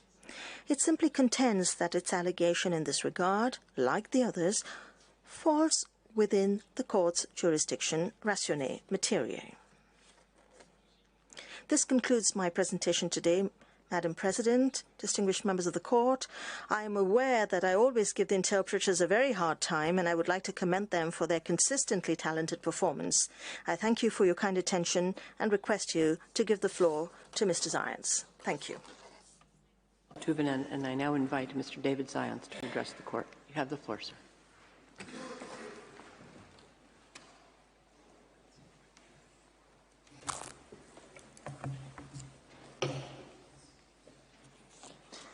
Madam President, members of the court, I am honored to appear before you again on behalf of Ukraine. My task is to address Russia's admissibility objections, which remain entirely without basis. I turn first to Russia's third preliminary objection regarding supposedly new claims. On Monday, Russia's counsel spoke at length about the Nauru case, yet he ignored the decisive question in Nauru: whether the subject of the dispute originally submitted to the court would be transformed if the court entertained the claim. Russia even faulted Ukraine for crystallizing the overall subject matter of the dispute, rather than parsing it into various specific issues. One wonders how Russia expects the court to decide if the subject of the dispute has been transformed without identifying the dispute's fundamental subject matter. To this overarching legal point, I add 4 brief factual ones. First, Russia believes the application does not refer to the subject matter of the dispute, as Ukraine has summarized it during this hearing. On your screen is Ukraine's concise crystallization of the dispute that Russia's counsel does not like. And next to it, the first substantive paragraph of Ukraine's application. The court can decide whether there has been some radical transformation. Second, I refer the court to paragraph 27 of Ukraine's application, which identifies a duty located in Article 1 of the Genocide Convention and describes Russia's conduct as something a state may not do, consistent with that duty. This, together with the parts of the application I highlighted last week, confirms that Ukraine has always claimed that Russia violated the convention. Third, Russia considers Ukraine's reliance on Article 4 inadmissible because the application purportedly did not concern anything, quote, related to criminal punishment, end quote. Yet the application addressed prevention and punishment of genocide and highlighted President Putin's speech of 24 February. That speech declared that the purpose of the so-called special military operation was to stop the alleged genocide and to bring to trial those who perpetrated it. Fourth, with respect to Ukraine's non-violation claim, i.e. requesting a declaration that it has not violated the Genocide Convention, Russia believes that Ukraine has, quote, dropped its initial claim that there are no genocidal acts in Donetsk and Luhansk, end quote, and now asserts only that, quote, Ukraine as a sovereign state is not responsible for them, end quote. This is not a remotely fair reading of the application or the memorial. Russia omits that in the application, Ukraine requested a declaration that no acts of genocide had been committed contrary to what the Russian Federation claims. There is no mystery as to who the Russian Federation claims was responsible for committing genocide: Ukraine. Madam President, members of the court, I will briefly return now to Russia's 4th objection, alleging that any possible judgment would be devoid of purpose. To maintain this objection, Russia continues to ignore several of Ukraine's submissions. It focuses on one request for the termination of Russia's use of force, noting that this submission does not itself use the words genocide or genocide convention. But Ukraine claims that Russia's use of force violates the Genocide Convention. Ukraine's termination request simply seeks cessation of the act that violates the convention. As Ukraine has already explained, Russia's reference to self-defense establishes nothing about the inherent ineffectiveness of Ukraine's requested order. At most, it raises questions about the merits or perhaps the scope of relief. In any event, Ukraine also requests other relief. Take Ukraine's request for a declaration that there is no credible evidence it is responsible for committing genocide. Since 2014, Russia has alleged that Ukraine was committing genocide. Just last week, the Russian agent disturbingly accused Ukraine of planning a final solution for Donbass. And when Russia launched its full-scale invasion of Ukraine, the stated purpose and goal of Russia's use of force was to stop this genocide. In this context, the declaratory judgment Ukraine requests would have practical effect. In the words of Chorzo Factory, the legal position thus established could not again be called in question. Would Russia truly persist in alleging that Ukraine violated the convention? Would Russia truly continue acting for the purpose and goal of stopping a genocide committed by Ukraine in the face of a judgment by this court declaring there is no credible evidence that this alleged genocide is occurring? The court cannot assume so as a basis for declining to exercise its jurisdiction. Consider also Ukraine's request for declarations that Russia's use of force and its recognitions of the so-called DPR and LPR violate Articles 1 and 4 of the Genocide Convention. The fact that Russia violated the convention through a use of force does not make a potential judgment devoid of purpose. This court had no such concern in oil platforms, where, as my colleagues already noted, the applicant requested a declaration that a particular use of force violated not the UN Charter, but a treaty under which the court had jurisdiction. Madam President, members of the court, I turn now to the admissibility of Ukraine's claim requesting a declaration that it has not violated the Genocide Convention. It is worth noting the limits of Russia's objection to this claim. Russia does not object to the court's jurisdiction ratione materiae to assess Russia's allegations that Ukraine is responsible for committing genocide. Russia makes the more limited argument that the court should treat Ukraine's request for a declaration on this question as inadmissible, that is, to decline to exercise jurisdiction the court admittedly possesses. To be clear, Ukraine's case is about more than Russia's allegations of genocide in isolation. The subject matter of the dispute is Russia's reliance on allegations of genocide to harm Ukraine. Ukraine's requested non-violation declaration is legally intertwined with this subject matter. Ukraine alleges that Russia relied on false allegations of genocide to act against Ukraine, without even having credible evidence that those allegations are true. Ukraine also seeks important additional relief, some of which I've just recounted. But questions about whether the court should order all, some, or none of the relief that Ukraine requests, or should fashion some other remedies that the court deems appropriate, is a classic question for the merits, after the court has weighed the facts and fully interpreted the treaty.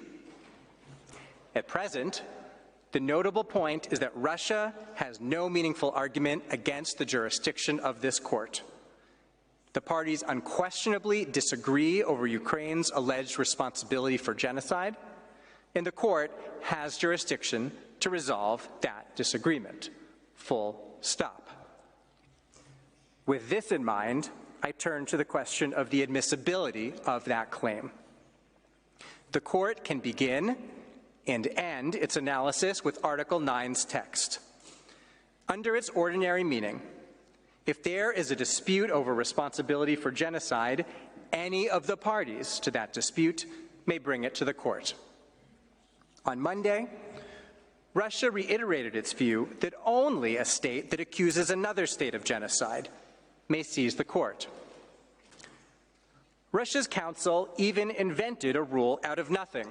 Quote, "The claim shall be filed by a state that invokes the responsibility of the other state," end quote. In other words, according to Russia, in a dispute between two states over responsibility for genocide, only one of the parties to that dispute may submit it to the court. The disconnect between the treaty's text and Russia's argument can end the discussion. But if that were not enough, Russia makes 4 additional errors. First, Russia relies on the travaux préparatoires to argue that the phrase "any of the parties" was, quote, "merely editorial in nature," end quote, and so can be disregarded. In light of the clarity of the text, resort to the negotiating history is unnecessary. But in any event, Russia's selective presentation of that history is misleading. In an early draft, the compromissory clause would have provided in simple terms that disputes shall be submitted to the court, without any reference to who may submit the dispute. A series of amendments followed. The United Kingdom proposed that disputes would be referred to this court at the request of any party to the dispute. This amendment was then consolidated with a Belgian proposal, yielding a joint amendment under which disputes would be submitted to the court at the request of any of the high contracting parties. The Indian delegate felt that that change of wording did not improve the text and proposed a formulation closer to the original UK proposal at the request of any of the parties to the dispute. It was this reversion from any of the high contracting parties back to any of the parties to the dispute that the French delegate said could be accepted as, quote, merely a drafting matter, end quote. In other words, the drafting matter was a choice between two any's. Under either version, any party could turn to the court. From this history, there is no basis for inferring that the word any was editorial or otherwise unimportant. Second, Russia cannot ground its admissibility objection in the court's jurisprudence. Certainly, there is no decision of the court that rejects the admissibility of a non-violation declaration. Even if there were no direct precedent, the alleged novelty of a particular type of claim is not a legal reason for the court to decline jurisdiction that has been duly conferred on it. In any event, non-violation claims are not unprecedented. In the rights of nationals and Lockerbie cases, the court entertained such claims. Russia accepted this point in the first round, saying merely that the court, quote, did not rule on the disputed legal point, end quote. In the second round, Russia backtracked, suggesting that in Lockerbie, the court might have implicitly rejected Libya's non-violation claim. Merely glancing at the dispositive paragraphs of the court's judgment confirms that the court dismissed all of the United Kingdom's objections and allowed all of Libya's claims to proceed to the merits. That includes its non-violation claim. Recall what Russia is saying, that a non-violation claim, quote, is incompatible with the judicial function of the court, end quote. If that were so, surely the court would have said something in Lockerbie and Rights of Nationals, even on its own initiative, upon being asked to act beyond its judicial function. Indeed, in Northern Cameroons, the court raised, proprio motu, its concern that adjudication, quote, would be inconsistent with its judicial function, end quote. The court's silence in Rights of Nationals and Lockerbie confirms that there is nothing judicially improper about the court declaring a state to be in compliance with its obligation when that is in dispute. Little needs to be said of the irrelevant differences Russia has seized on to distinguish these cases. I will just note the oddity of Russia's point that in Rights of Nationals, the issue did not have the same, quote, magnitude as genocide, end quote, or involve obligations erga omnes. The magnitude of the issue of genocide and the erga omnes character of the obligations at issue is a point in favor of broad access to judicial resolution. This case illustrates why. A false allegation of genocide can form an unjust basis for taking action against that state. By declaring that there is no credible evidence that an alleged genocide is in fact occurring, the court can resolve the factual issue at the heart of this dispute that forms the predicate for Russia's ongoing actions. As the court noted in its provisional measures order in this case, it is mindful of its own responsibilities in the maintenance of international peace and security, as well as in the peaceful settlement of disputes under the Charter and the Statute of the Court. Far from Ukraine's request being incompatible with the Court's judicial role, the Court is asked to discharge its most vital judicial responsibility.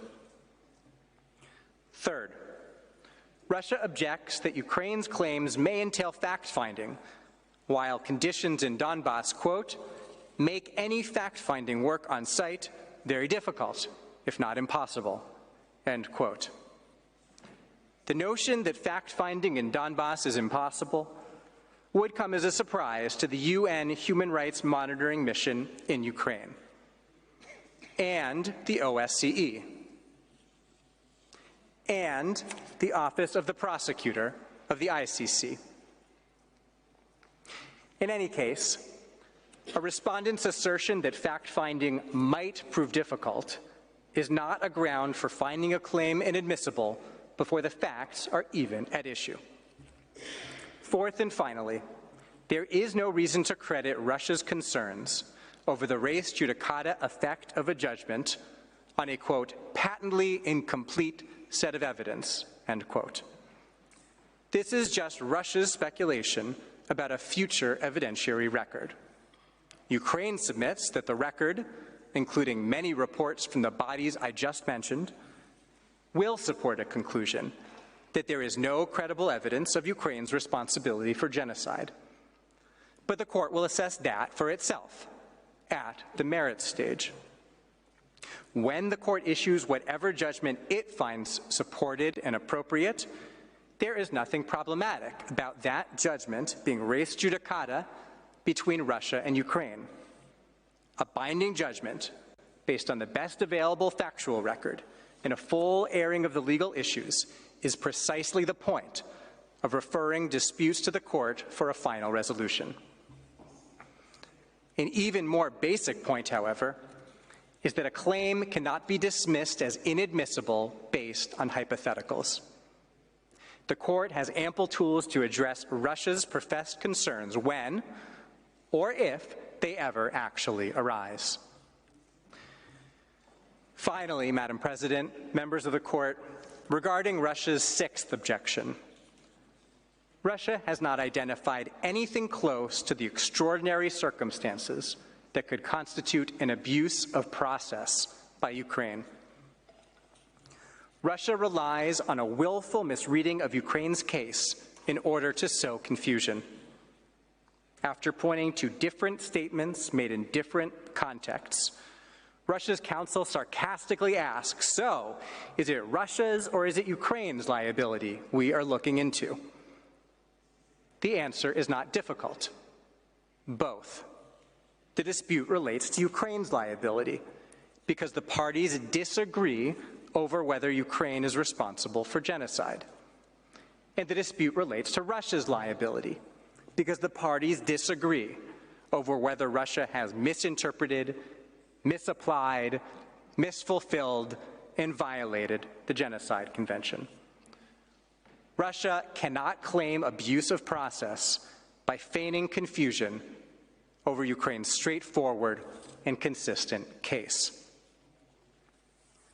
Russia also cannot claim abuse of process just because it feels victimized by the legal interpretations of 32 intervening states.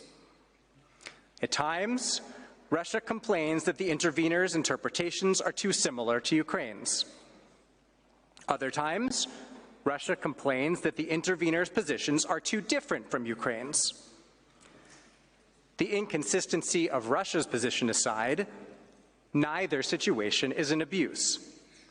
In the whaling in the Antarctic case, New Zealand, as the intervener, explained, quote, "We acknowledge that the points we make may differ in substance or in emphasis from those of the parties.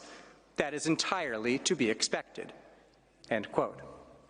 The interventions this court heard last week likewise proceeded as Article 63 of the statute envisions. Indeed, The interveners' oral pleadings were studiously focused on the questions of interpretation before the court, in stark contrast to Russia's extraneous presentations about all manner of irrelevant topics. And if the court finds that any of the interveners' submissions strayed beyond their authorized scope, it already said in its order that it would simply disregard such remarks. Dismissing Ukraine's case as an abuse of process plainly would not follow. Russia's charges of hypocrisy against the interveners also fall flat. As Professor Coe explained, the interpretive issues in this case are quite different from those in the legality of the use of force cases. For that reason, and for all of its rhetoric, Russia could not identify a single statement from those cases in which the interveners interpreted Articles 1, 4, or 9 of the Convention differently than they do now. Russia may speculate that, quote, the intervener's intent is purely instrumental, end quote, but a complete answer to that charge is Article 63 itself. As the statute requires, each of the interveners agreed to be bound by the court's interpretation. The interveners are not engaged in cheap talk. They have something important to say about important questions of law, and they have willingly accepted the stakes of saying it here. Ultimately, the historic interventions in this case are not an abuse, but a reflection of the importance of the interpretive issues in this case. The Genocide Convention is a special treaty. It establishes obligations erga omnes. And this case raises interpretive issues that are unique and profound. Whether the most noble human rights instrument may be repurposed for the most ignoble ends. Madam President, members of the court, this concludes my remarks confirming the admissibility of Ukraine's claims. I thank the court for its attention, and I now ask that you give the floor to Mr. Jonathan Gimblett. I thank Mr. Zients, and I now give the floor to Mr. Jonathan Gimblett. You have the floor, sir.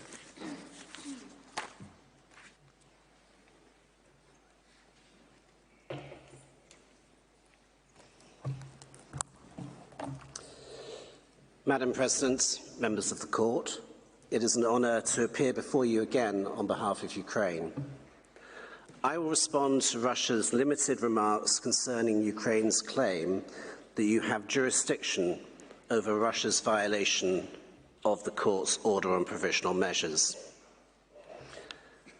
Russia's brevity on this issue on Monday was really an excuse to duck some critical issues.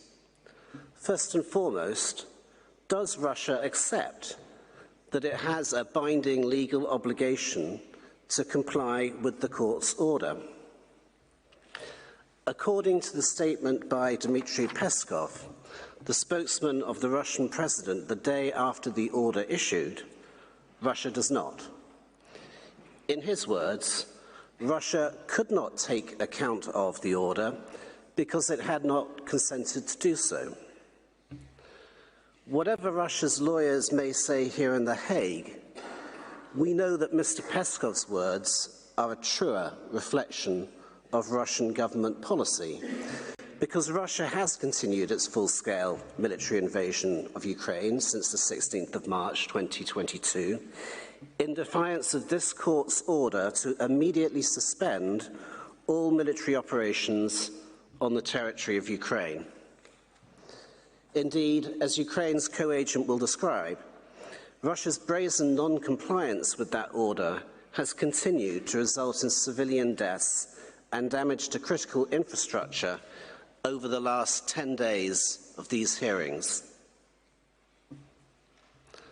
On Monday, Russia sought to deflect attention away from this core issue by misstating Ukraine's position and misapplying the court's jurisprudence. As to Ukraine's position, contrary to the impression given by Russia, Ukraine is not asking you to rule on Russia's non-compliance with the Provisional Measures Order as part of this preliminary objections phase of the case. This is clear from the submissions included in Ukraine's written statement on Russia's preliminary objections, which asked you to, and I quote, adjudge and declare that the court has jurisdiction to hear the claims presented by Ukraine as set forth in its application and memorial, and that those claims are admissible, and to proceed to hear those claims on the merits. Ukraine's claim that Russia is violating the procedural measures, the Provisional Measures Order, and its request for reparations was set forth in Ukraine's memorial. As I explained last week, Ukraine has demonstrated that the tribunal has jurisdiction to hear Ukraine's substantive claims on the merits, and that those claims are admissible. As a matter of procedural efficiency, Ukraine's expectation is that the court will address Russia's non-compliance with provisional measures alongside the merits of Ukraine's substantive claims. But also implicit in the submissions I just read to you is the notion that even if you were to uphold Russia's preliminary objections as to Ukraine's underlying substantive claims, you can and you should exercise jurisdiction and proceed to the merits on Ukraine's claim concerning provisional measures. Russia voiced no objection on Monday or in its written pleadings on preliminary objections to the court exercising jurisdiction over Ukraine's provisional measures claim if the court finds it has jurisdiction over the substantive claims. Most of the cases that it cited with approval were ones in which the court had found it had jurisdiction over the merits of an applicant's substantive claims and decided to address alleged violations of provisional measures at the same time. Such was the case in Qatar versus United Arab Emirates, the 2019 judgment of the court in the ICSFT and CERD case, in the Treaty of Amity case, and in the Gambia versus Myanmar. The court may therefore take it as a point of agreement between the parties that it has jurisdiction to address Ukraine's non-compliance claim on the merits if it finds jurisdiction over one or more of Ukraine's substantive claims. Russia appears, however, to take the position that the court will lack the power to address its non-compliance with provisional measures if the court finds that it has no jurisdiction over Ukraine's substantive claims. This is presumably the twisted way in which Russia hopes to reconcile its refusal to heed the court's order with its declared respect for the court as an institution. In Russia's view, if the court ultimately lacks the power to address Russia's brazen non-compliance with provisional measures, those measures will effectively become retroactively non-binding. But of course, that is incorrect. The court's authority is not so transitory in nature. The only support that Russia advanced on Monday in support of this position was its own flawed interpretation of the court's rulings in request for interpretation of the Avena judgment, a case to which I referred in my remarks last week. The point I was making then was that the court had found itself competent to address the United States' violation of a provisional measures order in that case, even though it ruled that Mexico's substantive claim was, quote, outside the jurisdiction specifically conferred on the court by Article 60 of the court statute. That finding on jurisdiction is reflected in paragraph 45 of the Court's 19th of January 2009 judgment in the case shown on the present slide.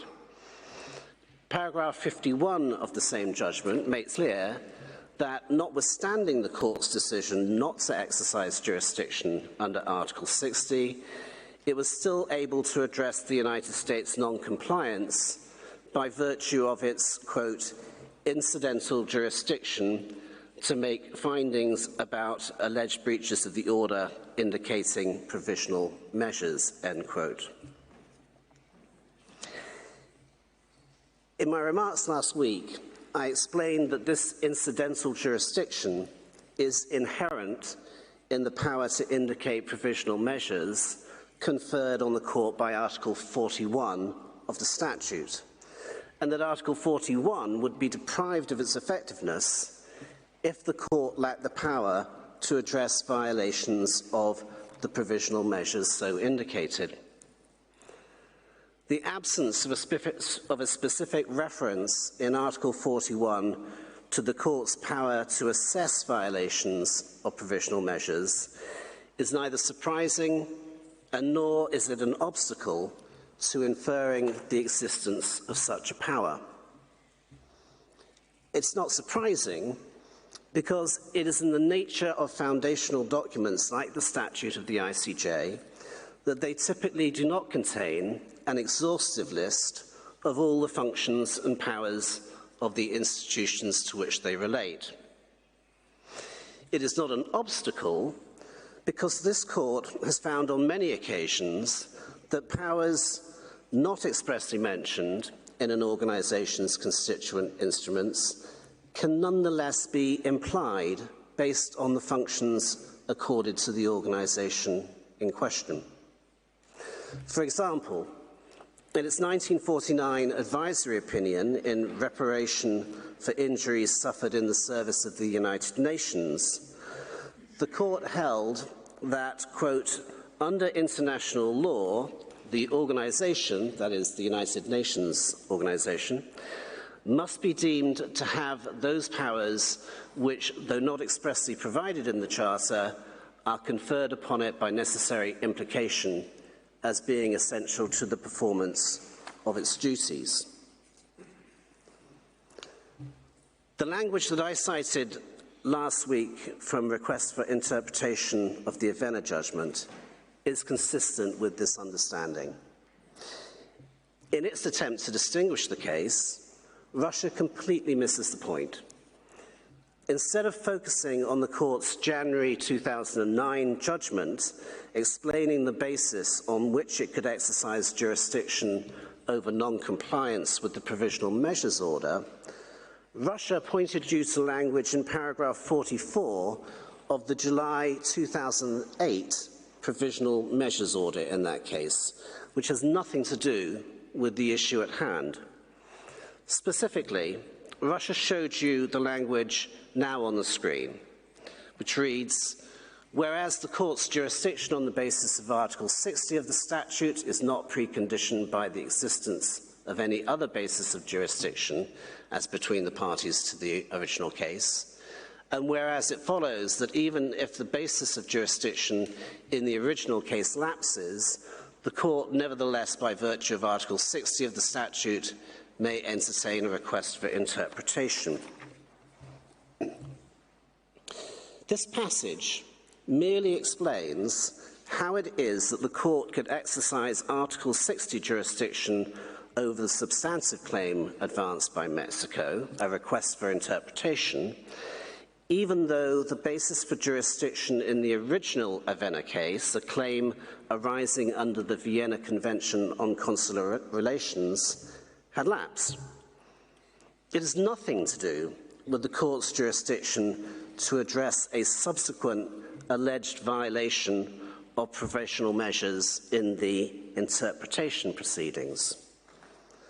The conclusion that Russia's counsel drew from this irrelevant passage, that use of the word lapsed indicates that, quote, jurisdiction in the original case is still a must, end quote, is equally besides the point.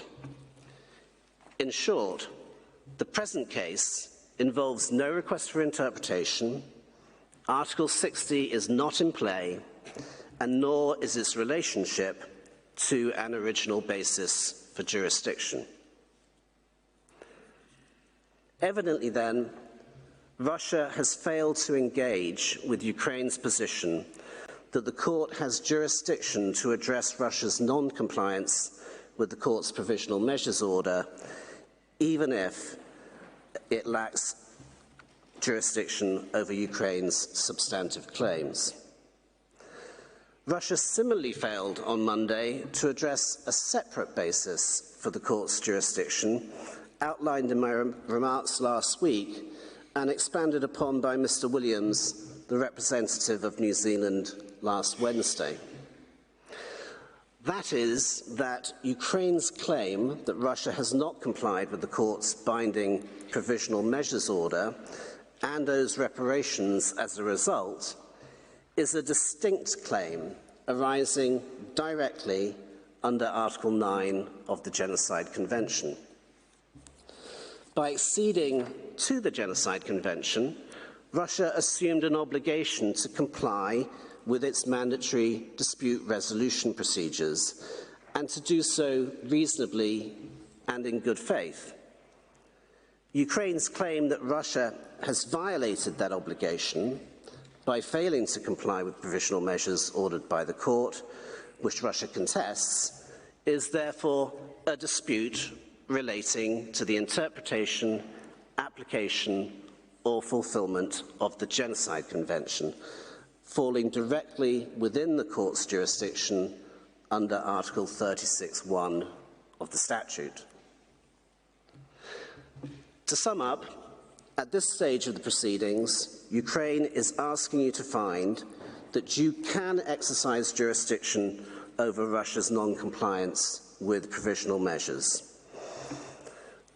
The parties appear to agree that you can do so if you find jurisdiction over any of Ukraine's substantive claims. For the reasons I have outlined, Ukraine submits that you also may exercise jurisdiction under Articles 36 or 41 of the Statute, even if jurisdiction over the substantive claims is lacking. Madam President, that concludes my remarks. I respectfully request that you call next Ms. Oksana Zolotarova, the co-agent of Ukraine, who will deliver some closing remarks and read the submissions of Ukraine. I thank Mr. Gimlet, and I now invite the co-agent of Ukraine, Ms. Oksana Zolotaryova, to address the court. You have the floor, Madam.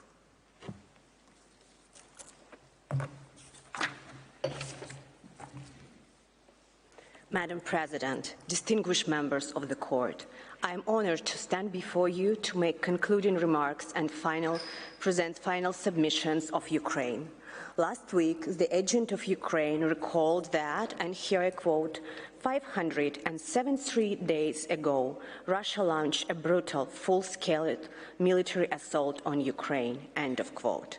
He explained that Russia has inflicted this devastation on Ukraine for an express, clearly stated purpose, preventing genocide and punishing the perpetrators of genocide. As Ukraine has explained, when Russia acted for this specific purpose, it placed its own acts within the framework of the Genocide Convention. This court plays a vital role in safeguarding the Genocide Convention, guaranteeing its compliance and protecting it from abuse. That's why Ukraine is here. Today, as this hearing comes to a close, it has been 581 days since Russia unleashed these horrors. Here in The Hague, Russia paints itself as a victim. In Ukraine, Russia has continued to show its true colors. Last Tuesday, in The Hague, we stood before you and pled our case. Last Tuesday, in Ukraine, Russia unleashed a drone attack on the city of Lviv in western Ukraine. The attack killed civilians and burned down the warehouse of a Roman Catholic charity. The UN Humanitarian Coordinator for Ukraine, and here I quote, condemned in the strongest terms the Russian airstrike, She said that, I quote again, vital humanitarian facility, which contained approximately 300 tons of relief supplies, was burned to the ground. End of quote. Last Wednesday in The Hague, the court heard historic legal arguments from 32 intervening states. The very next morning in Ukraine, people across my country woke up to cruise missiles. Russia targeted civilian infrastructure across the country, causing blackouts in Rivne, Zhytomyr, Kyiv, Dnipro, and Kharkiv. In Kyiv, the Russian missile attack injured a 9-year-old girl. Russia is reminding us that this winter it will try again to terrorize our people and freeze us into submission. This past weekend in The Hague, Russia prepared what I can only call a propaganda show. Over this weekend in Ukraine, Russia launched airstrikes in the Kherson region, killing at least 2 civilians and injuring many more. This Monday in The Hague, Russia made its final plea to escape your jurisdiction. Monday morning in Ukraine, we surveyed the damage from an overnight attack on the port of Odessa, a blatant attack on Ukraine's economy and its ability to feed the world with its grain. Russia launched this attack on the evening of the Yom Kippur, a Jewish holiday, in an important city for Ukraine's Jewish community. On the same day, Russia stood in this court and repeated its slander that Ukrainians are neo-Nazis. Madam President, members of the court, we turned to you a year and a half ago because we were in dire need of protection. We still need your protection today.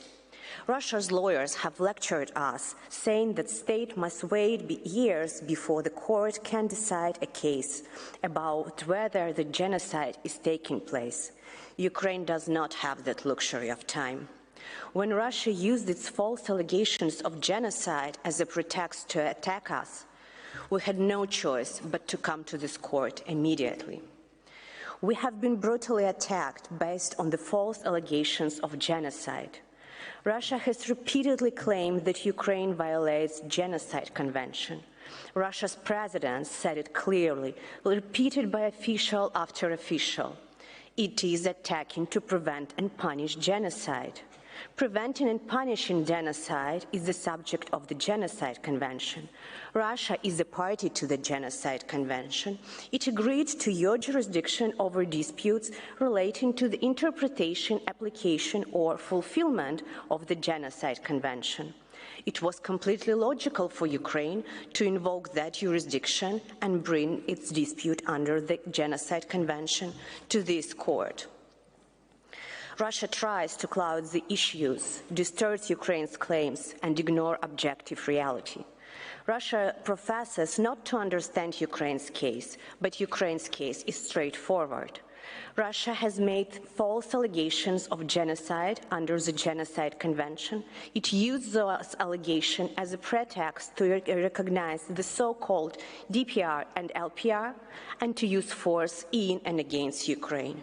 Russia is abusing its right under the Convention and abusing the Convention as a whole. Russia is not performing its obligation to prevent and punish genocide in good faith. Russia is failing to act within the limits of international law when it acts to prevent and punish genocide. It is obvious why Russia tries to make the case seem more complicated than it is, but when the court looks at the actual disputes and Ukraine's actual claims, the jurisdiction of the court is clear. Russia also worked hard to ignore its own state purpose for the full-scale invasion.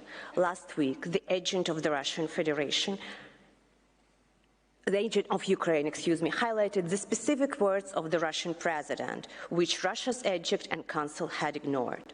This Monday, the court gave Russia 6 hours. Russia used this for propaganda and irrelevant arguments.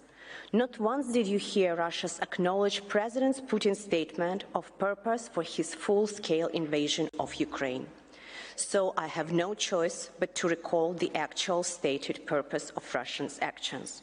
I quote, The purpose of this operation is to protect people who for 8 years now have been facing humiliation and genocide perpetrated by the Kiev regime. I quote again, "We had to stop that atrocity, that genocide of the millions of people who live and who pinned their hopes on Russia, on all of us." End of quote. Russia quickly dismissed this as providing, and I quote, "a wider context of the situation where genocide was mentioned among other factors." We should not, Russia, be evasive. This was not a mention. It was not wider context. It was not a rhetorical statement. It was the only stated purpose of the Russian full-scale invasion of Ukraine, to stop a purported genocide. I would also prefer not to recall the hateful words of the Deputy Chairman of Russia's Security Council, but Russia's agents and council were afraid of those words as well. Does Russia truly expect the court to ignore a high-ranking Russian official who states clearly that Russia is acting to punish the perpetrators of genocide under the Genocide Convention? He mentioned the convention by name. He said that this is the reason why the so-called special military operation continues. Russia did not deny that this statement reflects official Russian policy. It could not. This is the official Russian policy. Only in this great hall does Russia's agent ignore it, while its senior leadership continues to repeat it in public sphere. Madam President, members of the court, when it comes to the critical facts of this case, it is Russia's silence that speaks volumes. However, silence would have been preferable to what the court had to listen to on Monday. This is a court of law, not a platform for propaganda. Yet, Russia used its time to tell astonishing lies.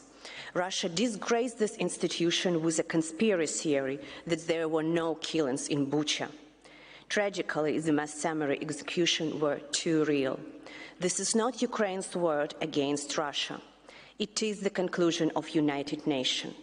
Recently, the United Nations Independent International Commission of Inquiry on Ukraine found, and here I quote, "Evidence collected show a widespread pattern of summary execution in areas that Russian armed forces control in 17 localities of the Chernihiv, Kharkiv, Kiev, and Sumy regions, with the highest number in the Kiev region, including in the town of Bucha." Russia also blamed Ukraine for the missile attack on the Kramatorsk railway station that killed 59 civilians. The UN Commission disagreed. So did the OSCE. Human Rights Watch also conducted an extensive investigation and concluded, and here I quote, "All evidences point to Russian forces having fired the Tochka-U missile with cluster munitions on the Kramatorsk train station." End of quote. Finally, the Russian agent said that, and here I quote, "Ukraine now dares to say the evacuation of children were abductions," end of quote. This is not just what Ukraine says. The International Criminal Court says this too. It understands the forcible deportation of children from their homeland is not an evacuation. It is an international crime. That's why the ICC issued arrest warrants. Russia's whole presentation was built on foundation of similar lies. But we are not here to play Russia's games. We are here to address the court jurisdiction, which is plainly established. Russia appears eager to argue about the facts, so is Ukraine. That's what the marriage stage is for.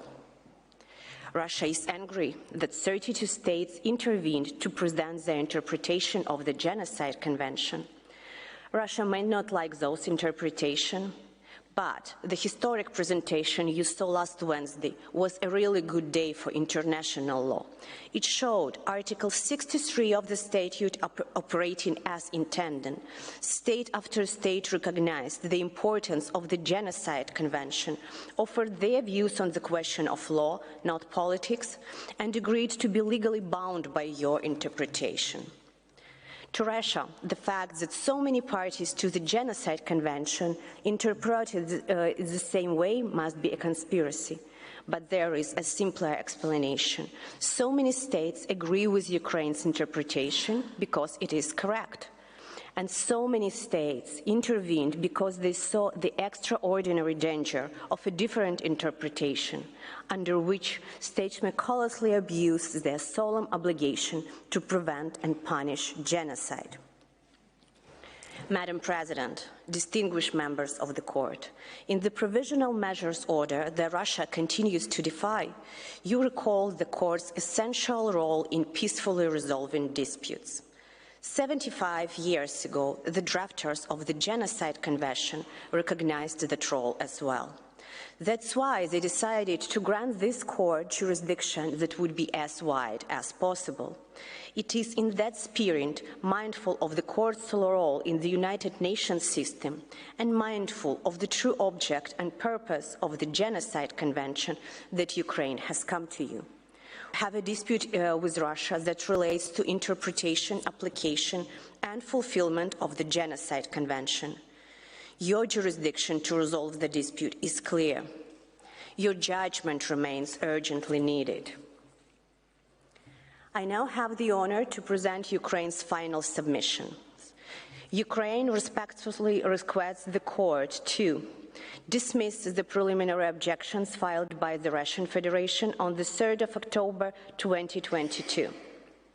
Adjudge and declare that the court has jurisdiction to hear the claims presented by Ukraine as set forth in its application and memorial, and that those claims are admissible, and proceed to hear those claims on the merits. This concludes Ukraine's oral pleading and its submissions. On behalf of Ukraine, allow me to thank the Registry for its assistance. I thank the interpreters and the staff of the court for their professionalism during these proceedings. And finally, Madam President, distinguished members of the court, I thank you for your attention in this important matter. We are in your hands. I thank the co-agent of Ukraine. The court takes note of the final submissions that you have just read out on behalf of your government. This brings us to the end of the hearings on the preliminary objections of the Russian Federation in the case concerning allegations of genocide under the Convention on the Prevention and Punishment of the Crime of Genocide, Ukraine versus Russian Federation, 32 states intervening. I thank the representatives of the two parties and the intervening states for the assistance they have given to the court through their presentations in the course of these hearings. In accordance with practice, I shall request the agents of the parties and the representatives of the intervening states to remain at the court's disposal to provide any additional information it may require. The court will now retire for deliberation. The agents of the parties and the intervening states will be advised in due course as to the date on which the court will deliver its judgment. As the court has no other business before it today, the sitting is now closed.